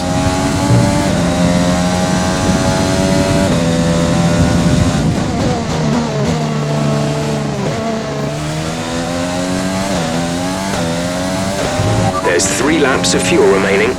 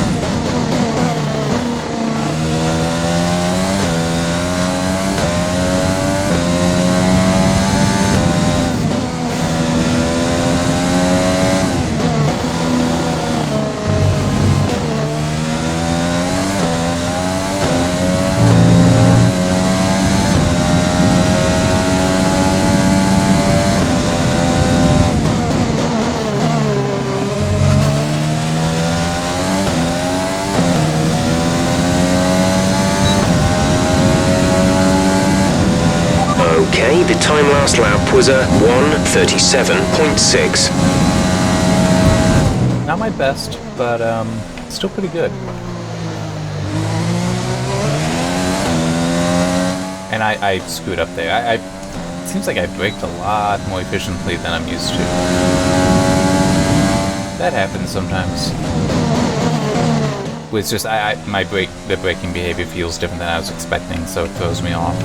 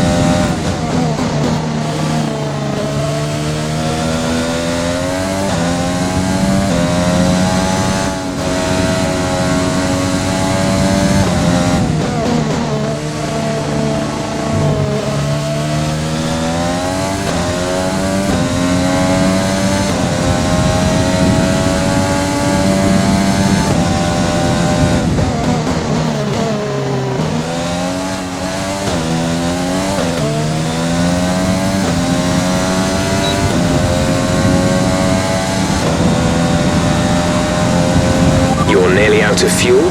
Almost out of fuel. You need to pit within the next 2 laps. Ah, that was horrible.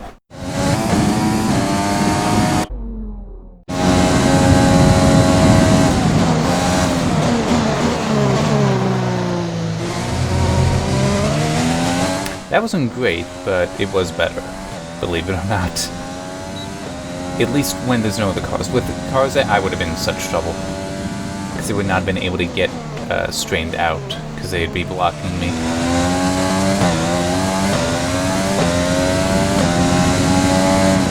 I do enjoy these games. I really should play them more. It's just, there's always more work I have to do, so I can't stick with it as long.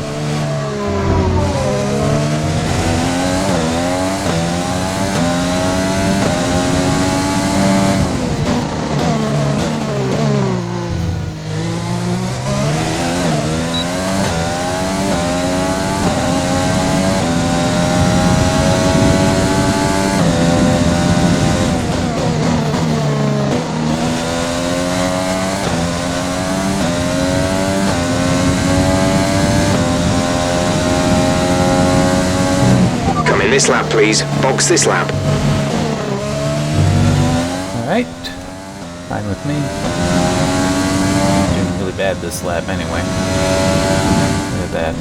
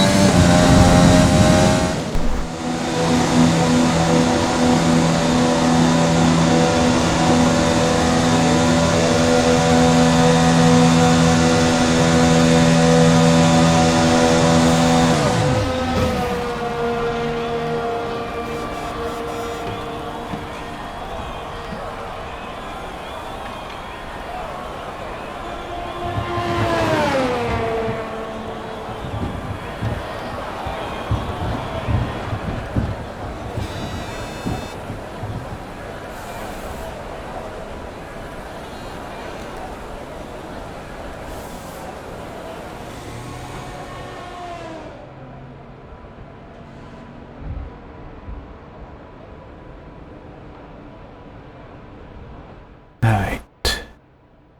Huh. It never deployed. So far, our fastest lap is a 1 minute 36.9. Nice. Alright, yeah, let me look at this stuff if I can. Yeah. Think about doing that again.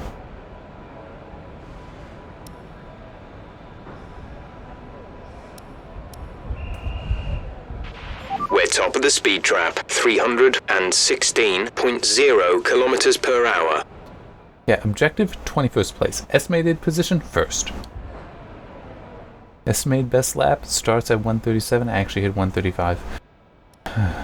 Gotta love it. Okay. That's not good. I was wearing out those tires much more than I would want to. But the lap time is much better, so.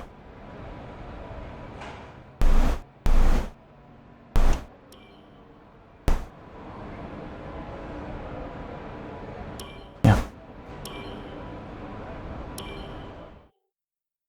Although this is actually dangerous because it said 3 laps left on these tires.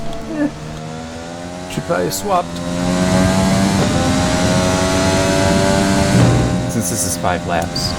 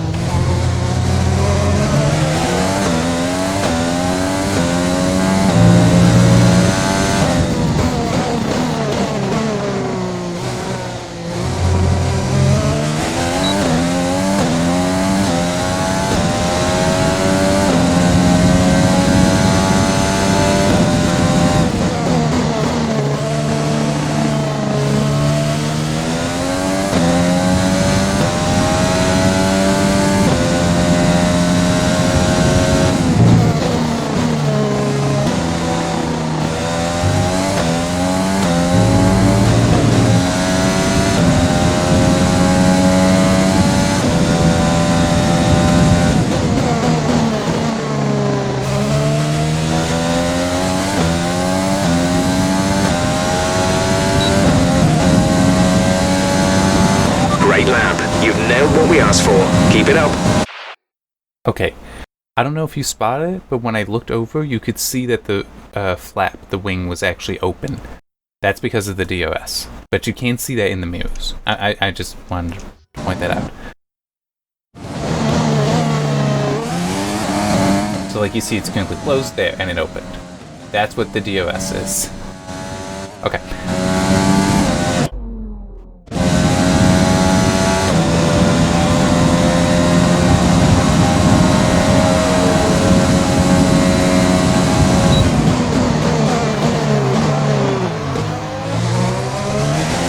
Screwed that up a little bit. Braked more than I needed to, more than I should have.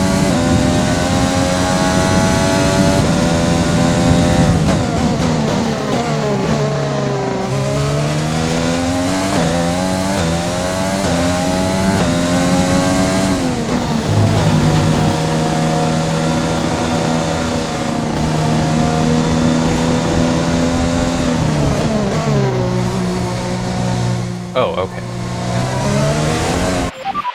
The tire's broken.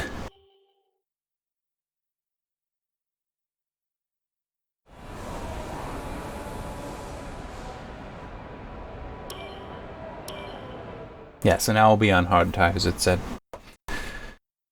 Whew, this will be different.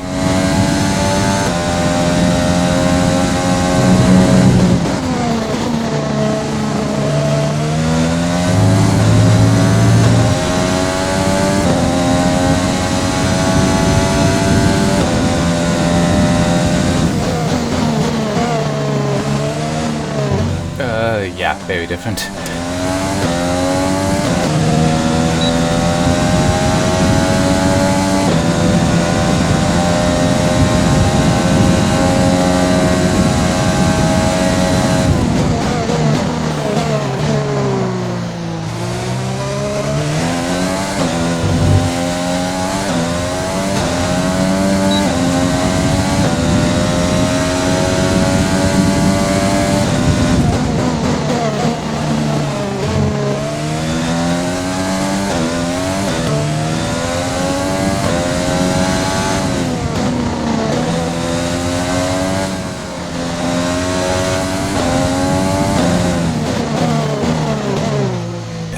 Screwed that up.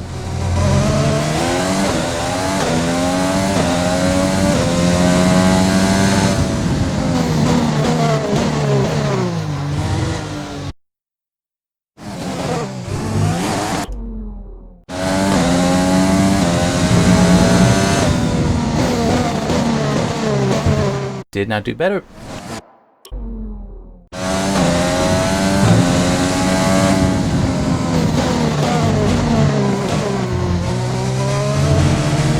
Finally, something I can tolerate.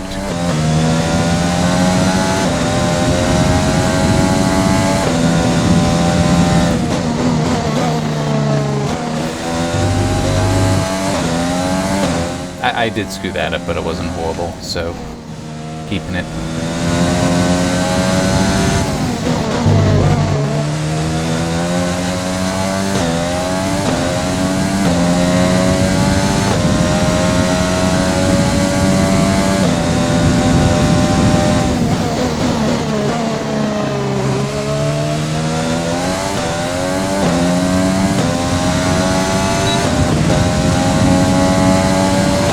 Okay, super job so far. We're getting great data. Stay focused.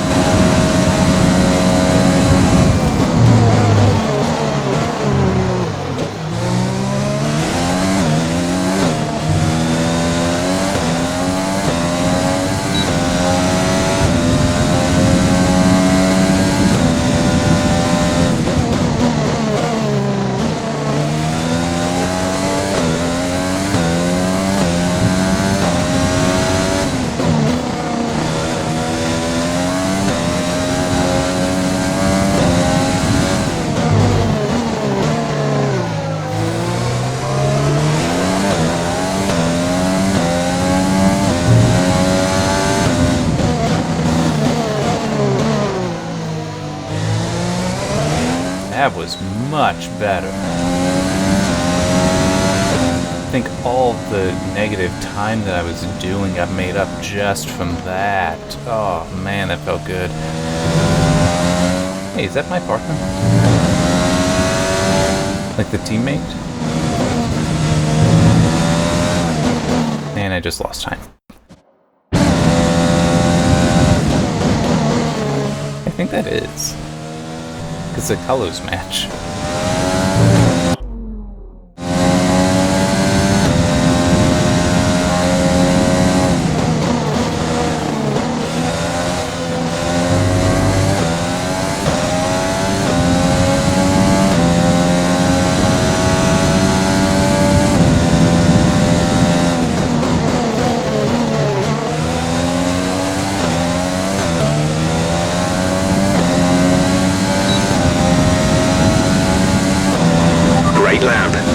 What we asked for. Keep it up.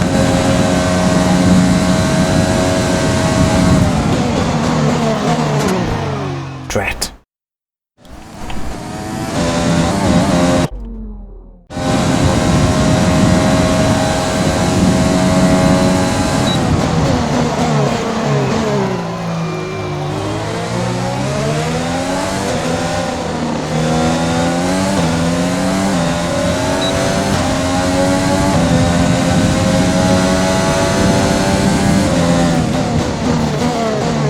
Not necessarily that pleased that I managed to pass him so easily, but yeah.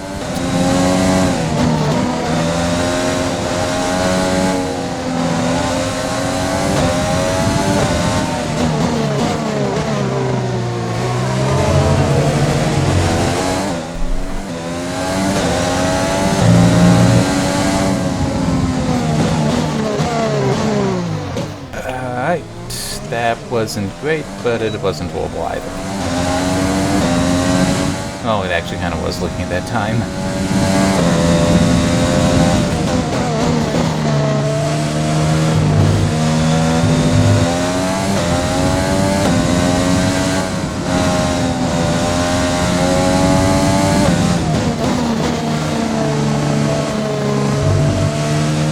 Wow, I am falling apart so bad on this lap.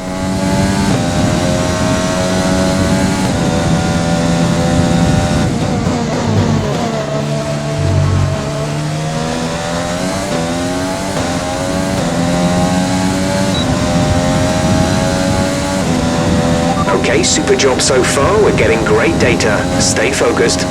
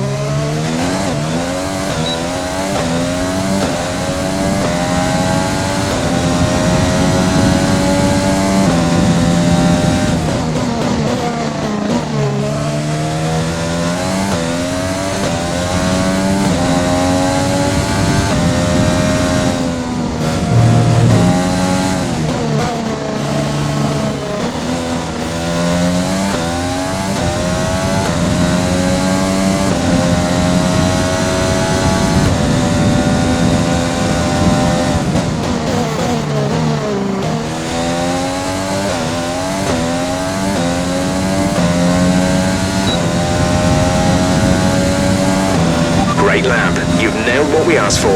Keep it up.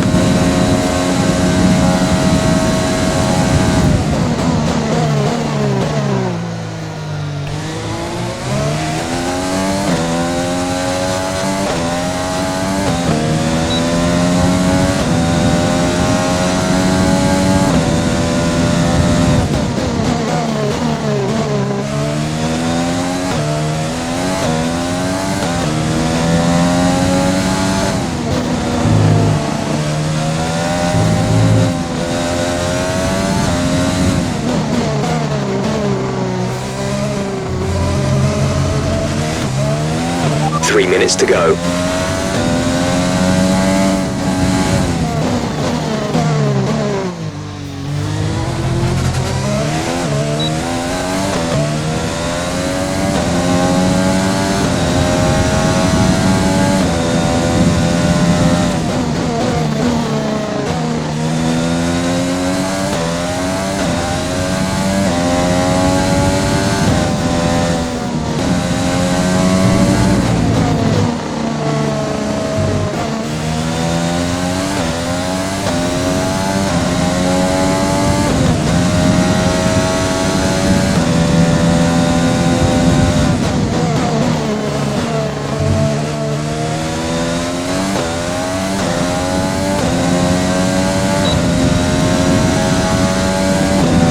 Okay, test complete, and that was a very good job indeed. We got a lot of valuable information out of that.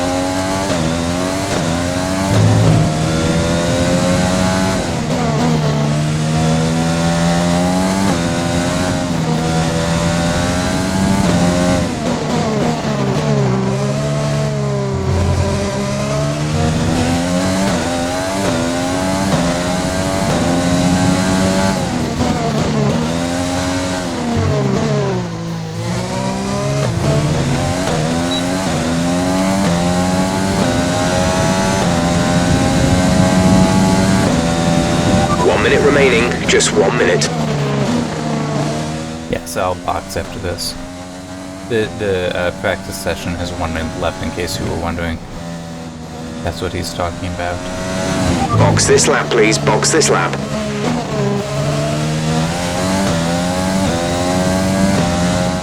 I might be one of the last racers out here. Or not, that there is somebody else with time going over there.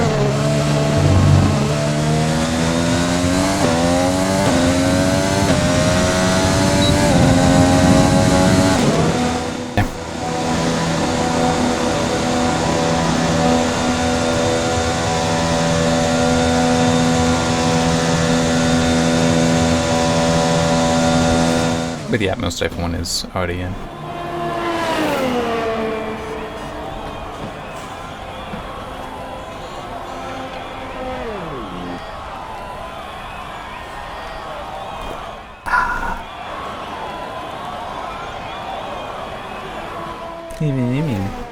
I'll get first. Don't worry. But yeah, that's Time to remind ourselves of our top three, who are Vettel, Leclerc, and James. yeah, that's the difference that hard versus soft can make. Until next time.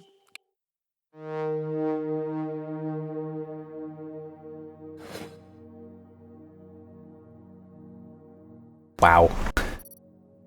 I did a lot better than he did.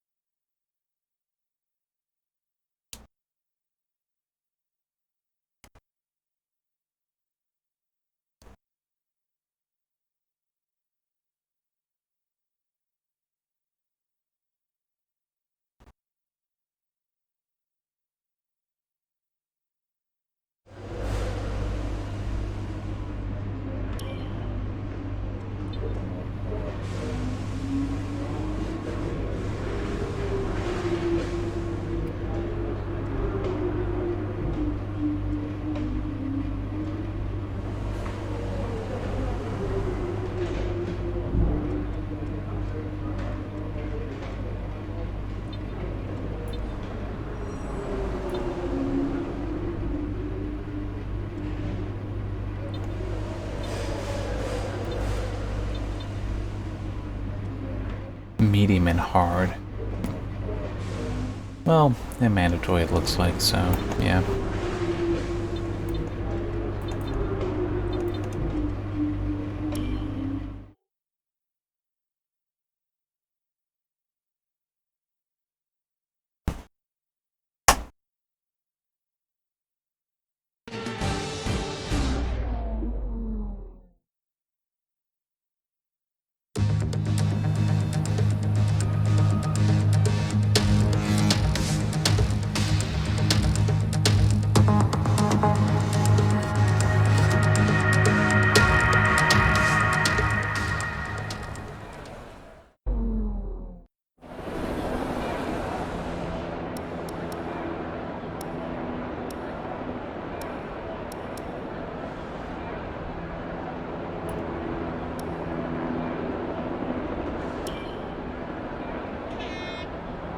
Alright, yeah.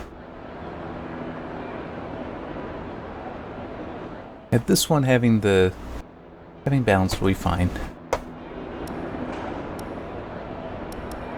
But yeah, like a race with a lot more turns, this would be better. Because that gives more control, yeah, as it talks about there. But you lose some top speed and acceleration. Oh no, you just lose top speed. And this here. Whereas with these increased top speed, you get less control. Not my thing. Well, since it's the qualifier, it would make sense to go with soft. So, put me in the best spot.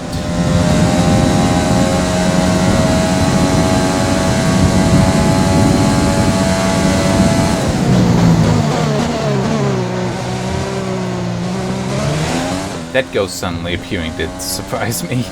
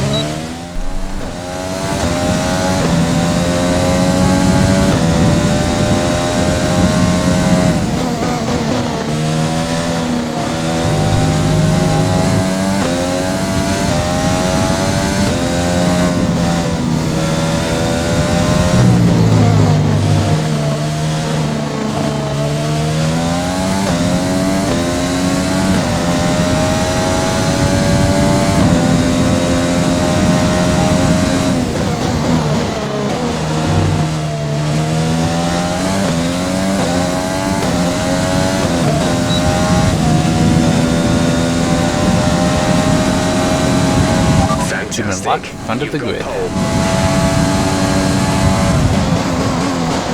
Could even see the DRS flap close We're all there. ready for tomorrow's race, but before we begin, let's have a quick look at those who will be fronting the grid. James, Vettel and Charles Leclerc. With qualifying wrapped up, we now have our grid lineup for the big race tomorrow. Be sure to join us then for what will no doubt be a fantastic race. Poof, back in 21st. Alright.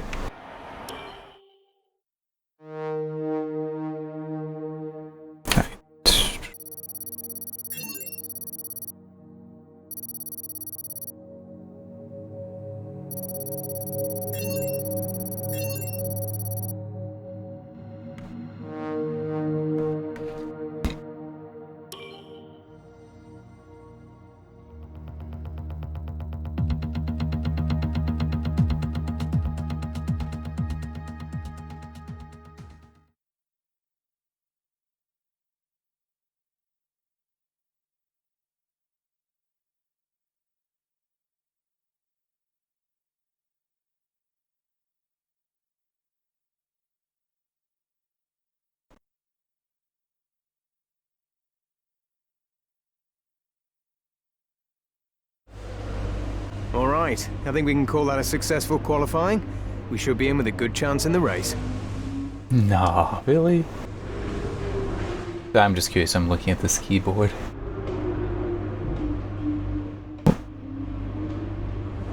They have another tab key on the right?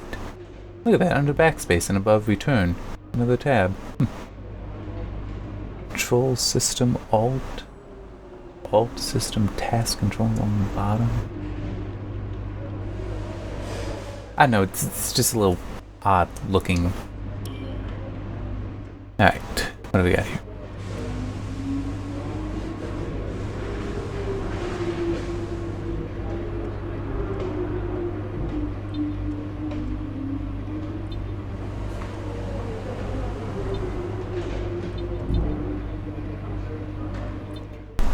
I definitely need to work on the aerodynamics.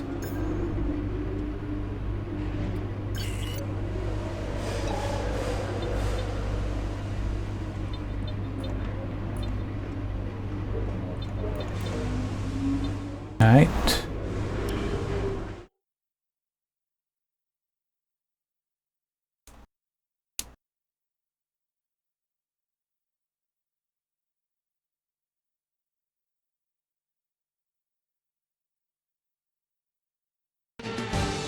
Hopefully I don't screw up badly.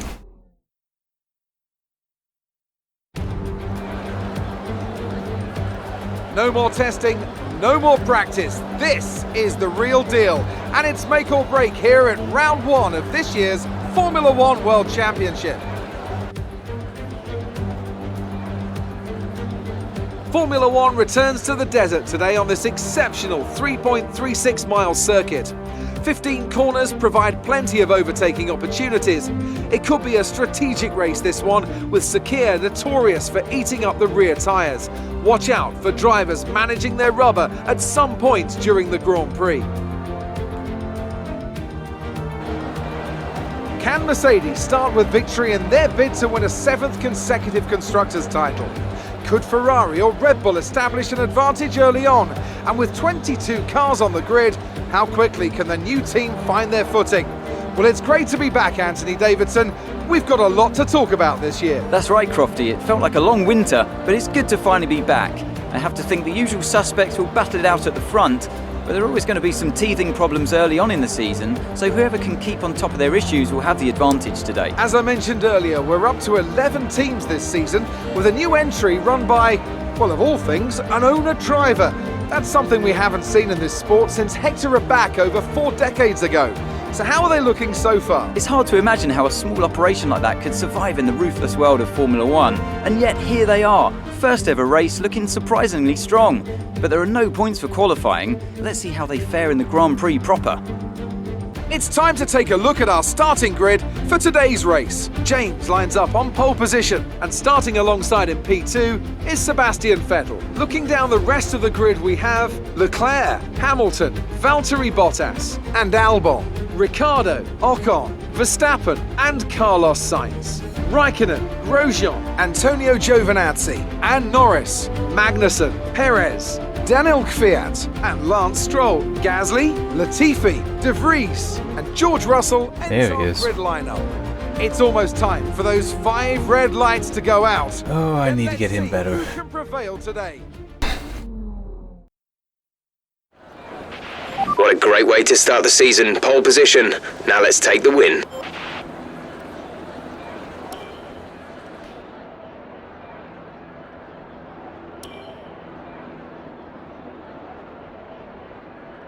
Okay. So either way, alright. Either way I will be changing at lap 6. But it's soft first and then medium or hard. I think medium will be better. I didn't practice on them, but I'll be able to deal with that. So yeah, it's locked in. Yeah.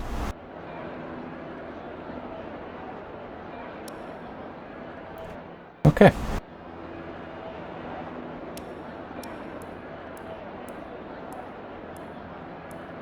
That should be good. So I'm reducing the amount of fuel I'm carrying. I only need 14 laps. So instead of 14.5, instead of an entire half lap. I pull that down to 0.3. I can probably actually go to 0.2, but let's go here. Let's be a little bit safer. Alright, so that will help my time, because that's less weight as well. Let's do it.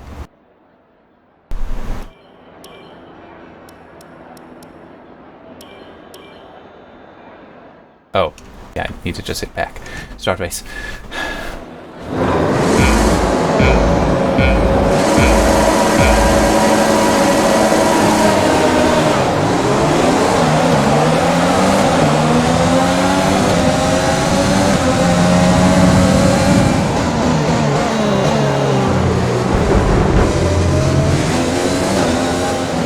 Ah, already screwed up.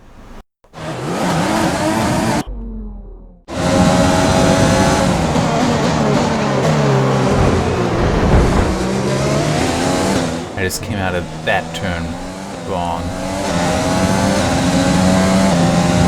Oh yeah, that's right. I hit the button, but DRS isn't active yet. Has not been enabled yet. It will be after... Is it after the first lap?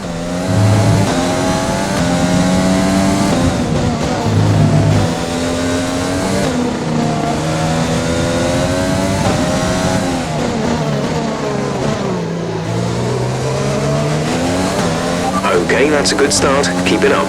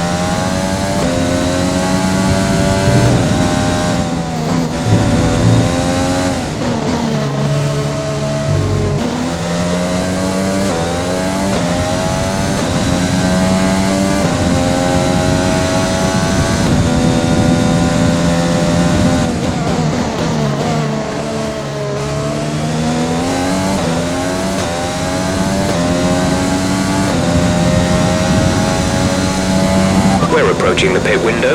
You'll be on the mediums.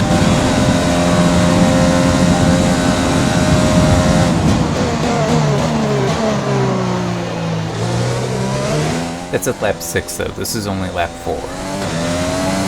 So, yeah.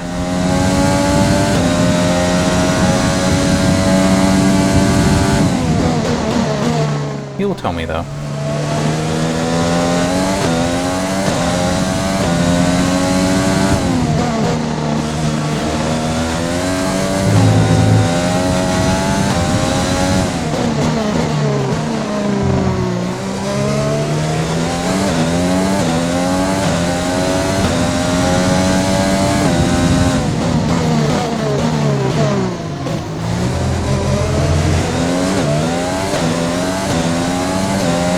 Screwed that turn up, but my lead is enough that it's fine.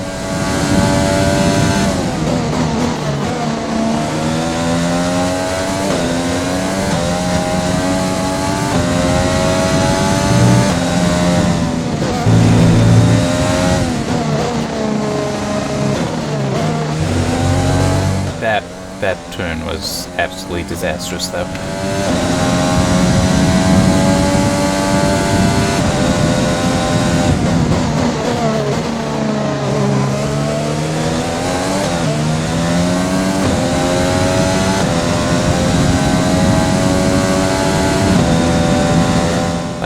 You've lost some time to the car behind.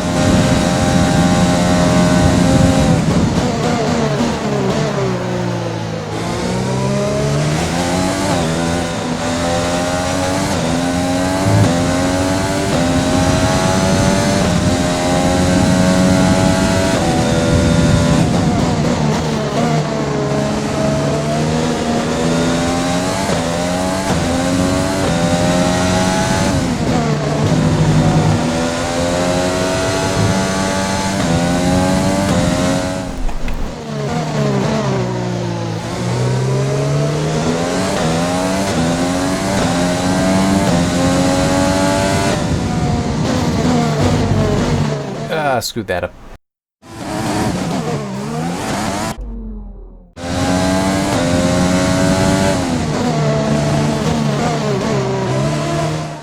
I don't even know what I was thinking there. I was braking way earlier than I should have been.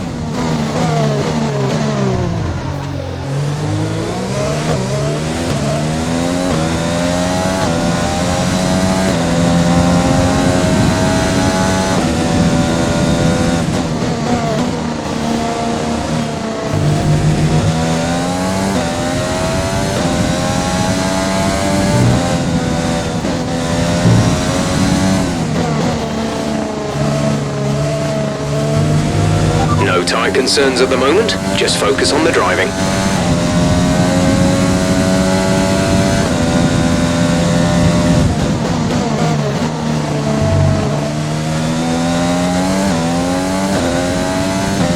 Yeah, so next lap... Oh, I will have to pit. We're going to box this lap, push hard on the in-lap.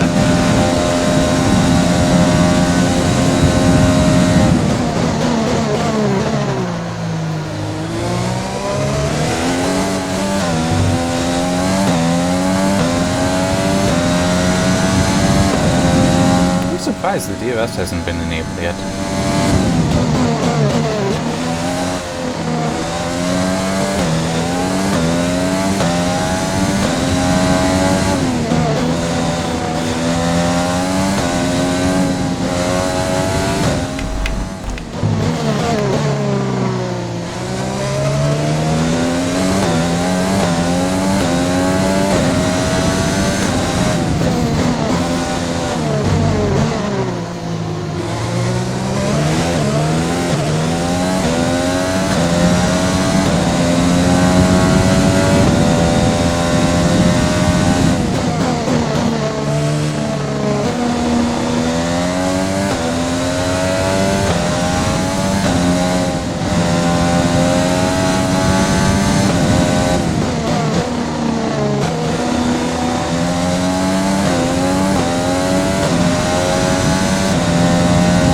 Okay, clear.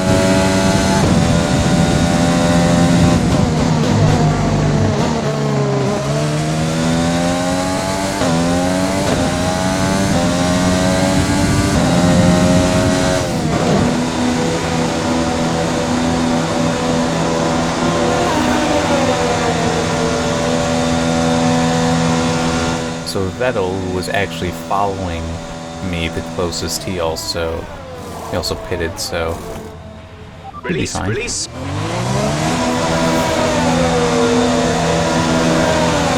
Wow.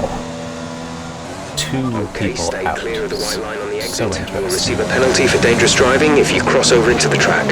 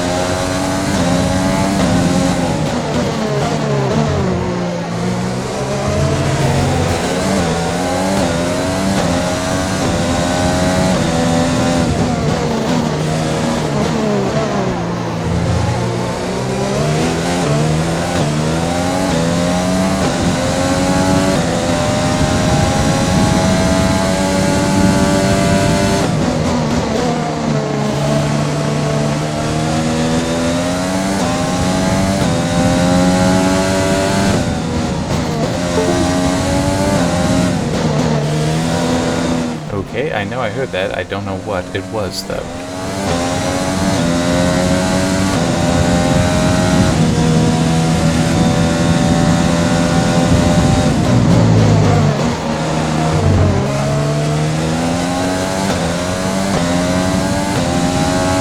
Alright. So what was that? I'm still recording, so it wasn't that, at least. That would have been awkward.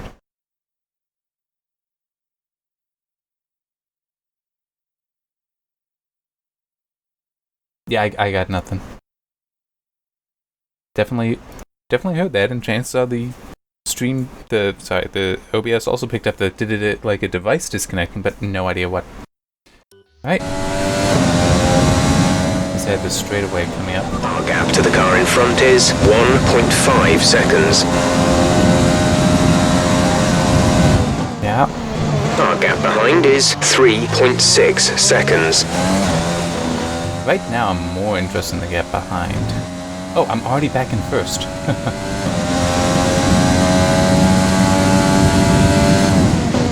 Everybody has to pit at least once, so I don't really worry too much about the loss of position tied to it. In fact, I kind of wish that the lap following the pit, it didn't even bother telling you what your position was.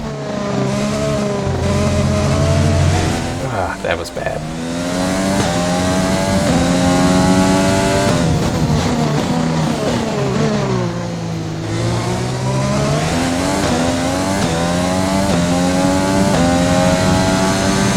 And looking over at the wheels, I am really not seeing any ghosting, which is good. I can go back and check at some point. Maybe I did spot ghosting in F1 2019. I am just remembering it much more clearly than I would think I would. So I need to focus on the race.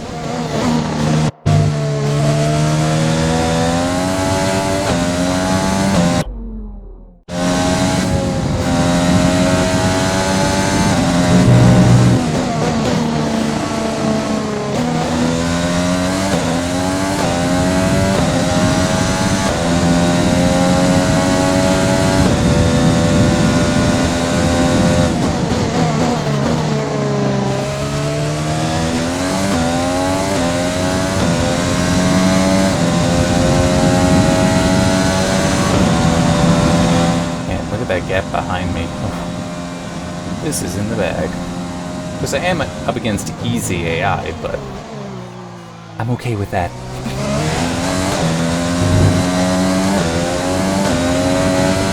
I play games for fun.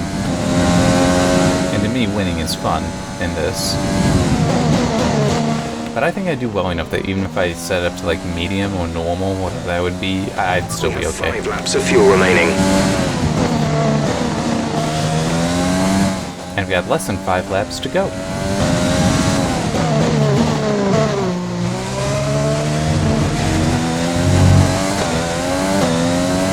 I'm pretty sure he does tell you when you have how many laps remaining of fuel at that moment in the lap.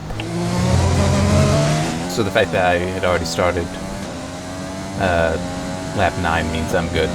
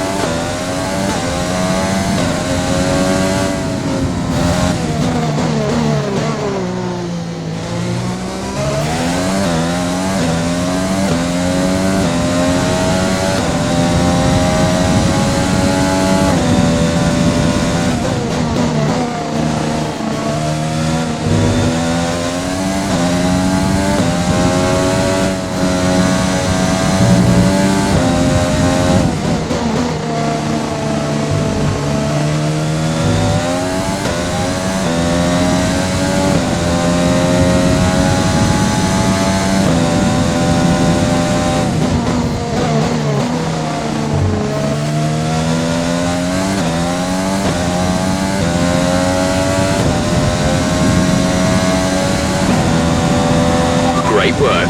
That's a new fastest lap of the race.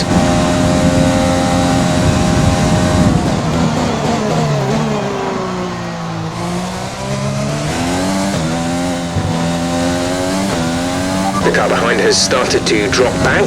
There's a gap beginning to form. I'm 10 seconds ahead. The gap has already formed.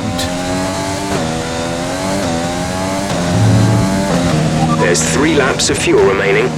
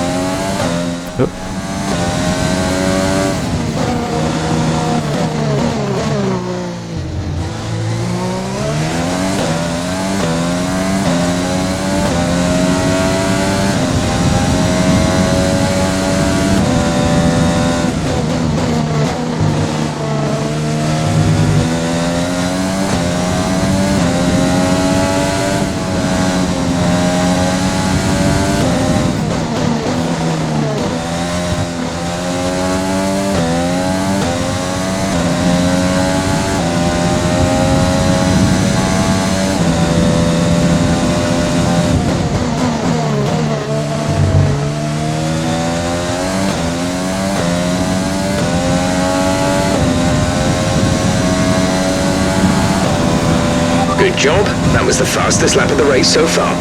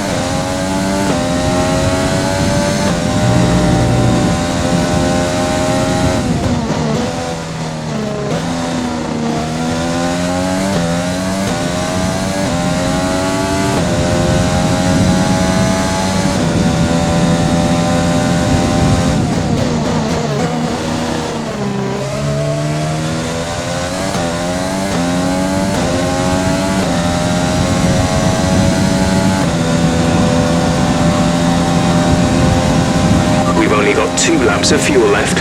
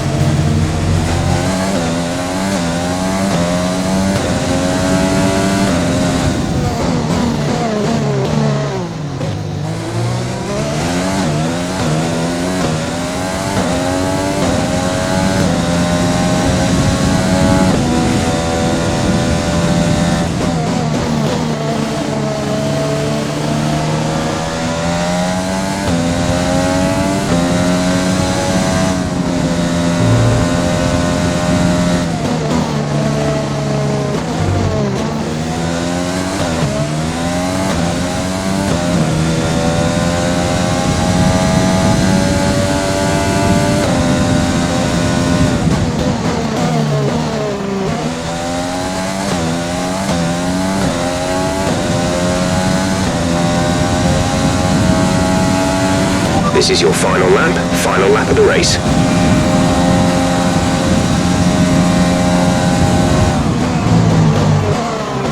I wasn't quite paying attention.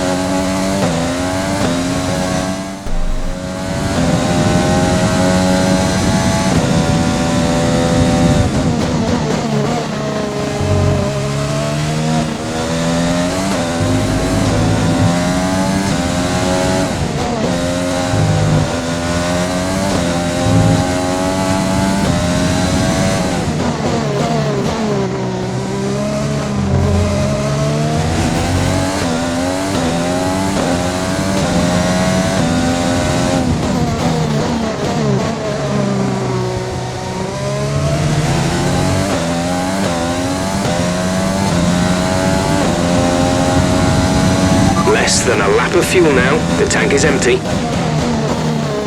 That's fine.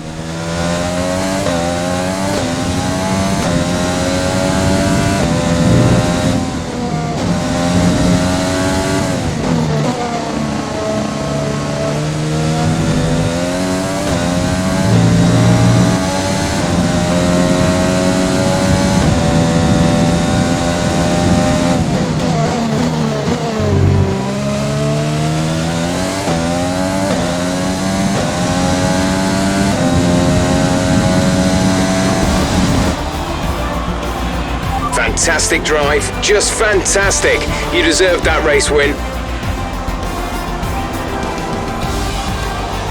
What? What? I win? Somebody else is the driver of the day? Smiling faces on the pit wall after a superb win here at Sakir.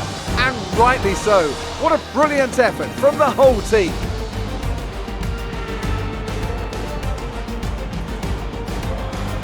So Anthony, what made the difference out there today? Well, this was a real team victory. They put together a solid strategy today that appeared well suited to the conditions out on track. The driver did everything that was expected of them in the moment to really execute the team's plan to perfection, a shining example of how F1 really is a team sport. Well, what a thrilling end to an incredible Grand Prix weekend. Our top 3 finishers should be incredibly happy with what they were able to achieve out there today.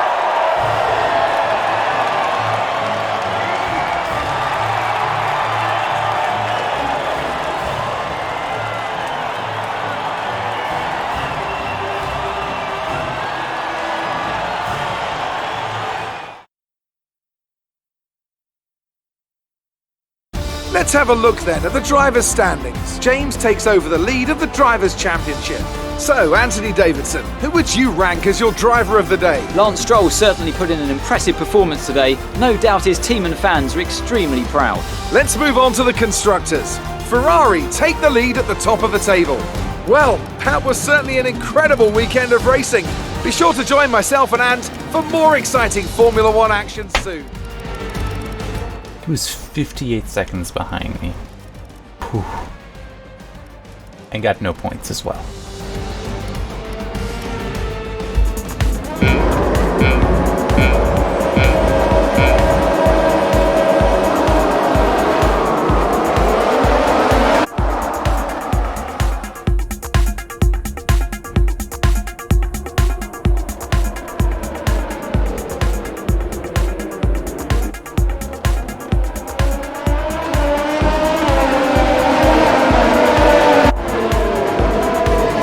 I just really like watching the highlights in case you were wondering.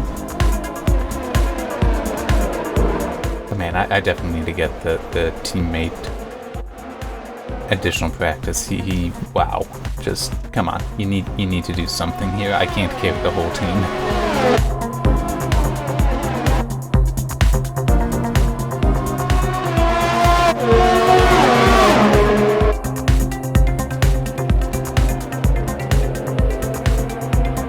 Yeah, I'm not noticing any ghosting. Very good, very good.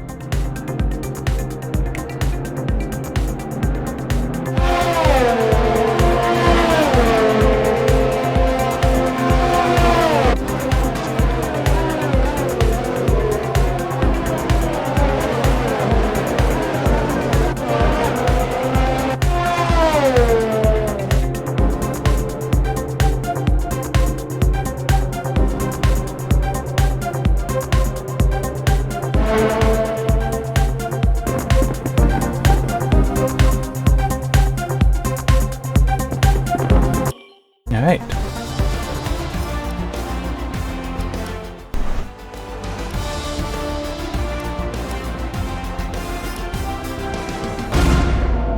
Meet the press. Yep. That was an exciting race from our perspective. Let's have yours. You took the top points today. Was it a comfortable win?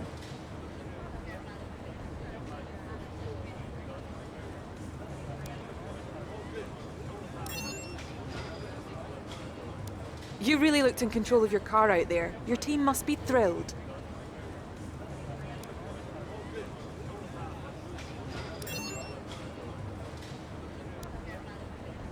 Great. Well, that's everything. Achievement unlocked, promising start.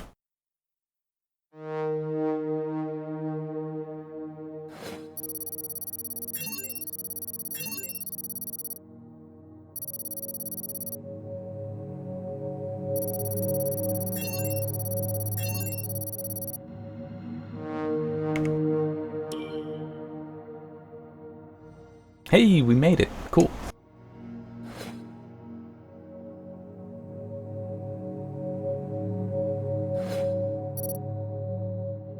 I lost a little bit in damage.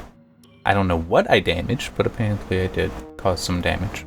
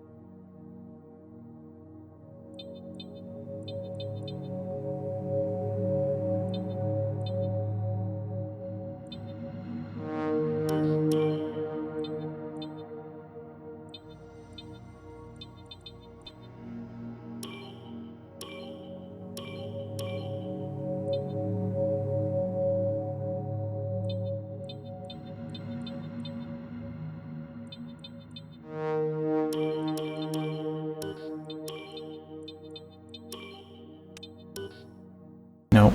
Hang on.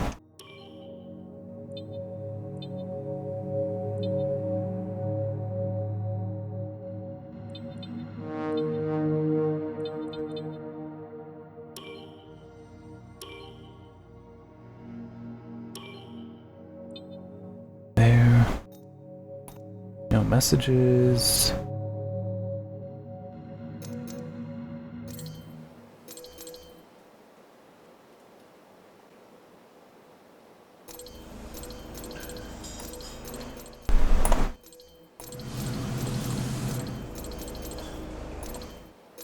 Okay, so it looks like all I could do is that, but eh.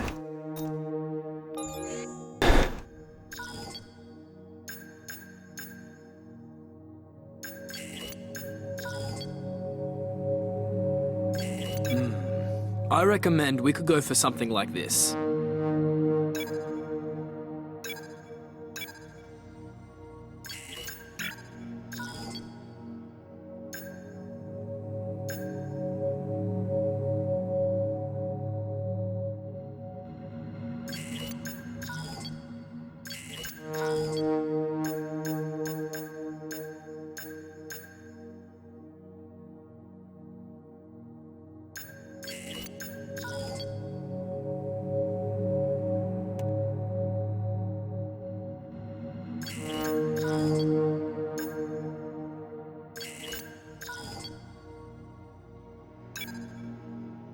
I kind of like the idea of having everyone doing something.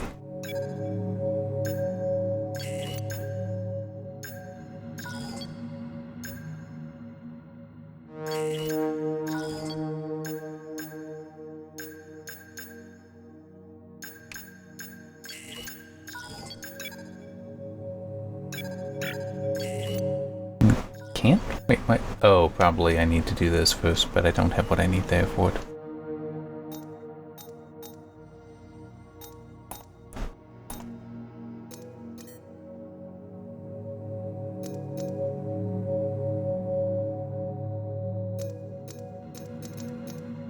Actually, hang on. I'm just curious if I know any of these companies.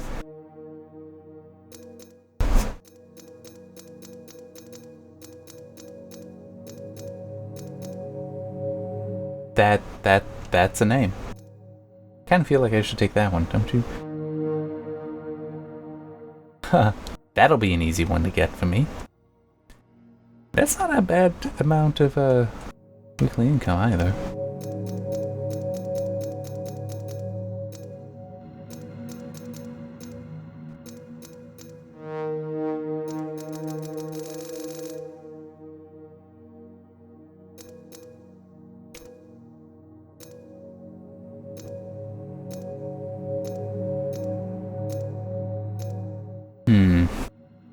I'm just thinking, I'm gonna say I'll probably manage that as well, so yeah.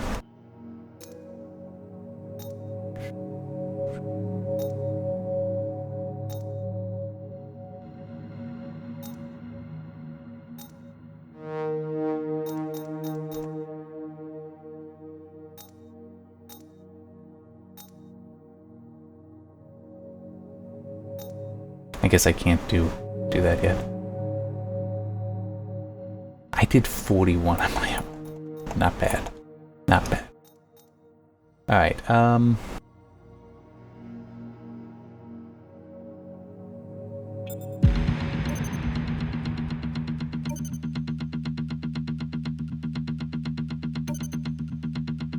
We're in a position now where we're able to attract a new sponsor to the team. Head over to the corporate tab I already did. and select the sponsors screen to choose who we should approach.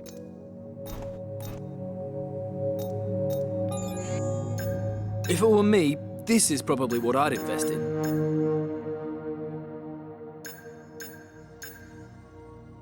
why not this one?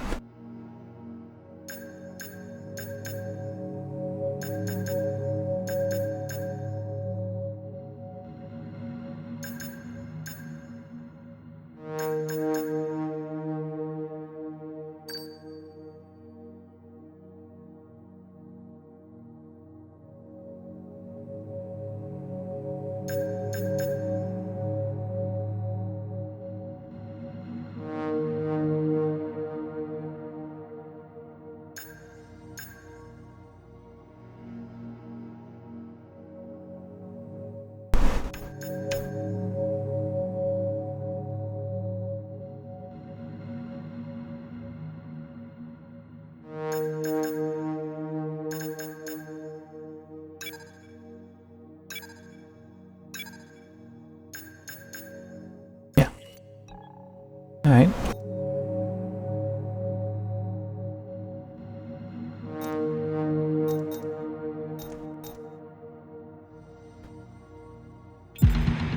I'm gonna be stopping soon. We What? had a major issue on the production line earlier this week, so the entire development package for this weekend has failed. Check your R&D screen to order any redevelopments.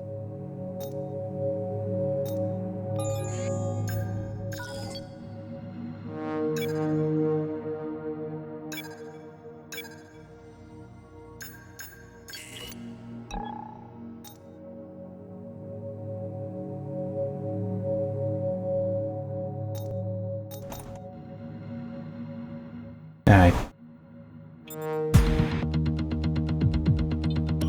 Yeah, let me... Again, it's hard in medium there.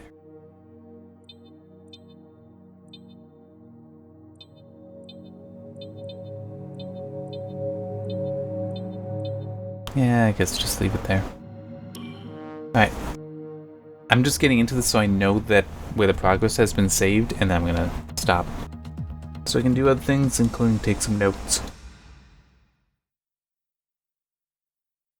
You know, I have to say, I never remember having research fail as often in previous games, but that... I do feel, though, more connected to that a little bit. I guess because of the advancing time. Because, you know, with the others, it's like, oh yeah, you just advance time by doing, you know, the Prix, the Grand Prix, and that's it. There's no additional thought to it than that. Alright.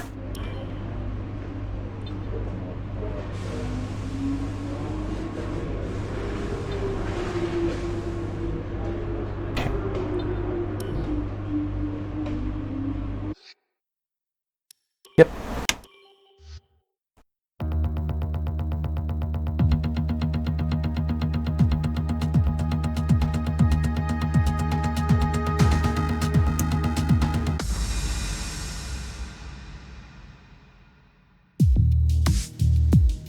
Alright. Well, with that, I shall stop, and I shall see you next time as well. For the Vietnam Grand Prix. See you then.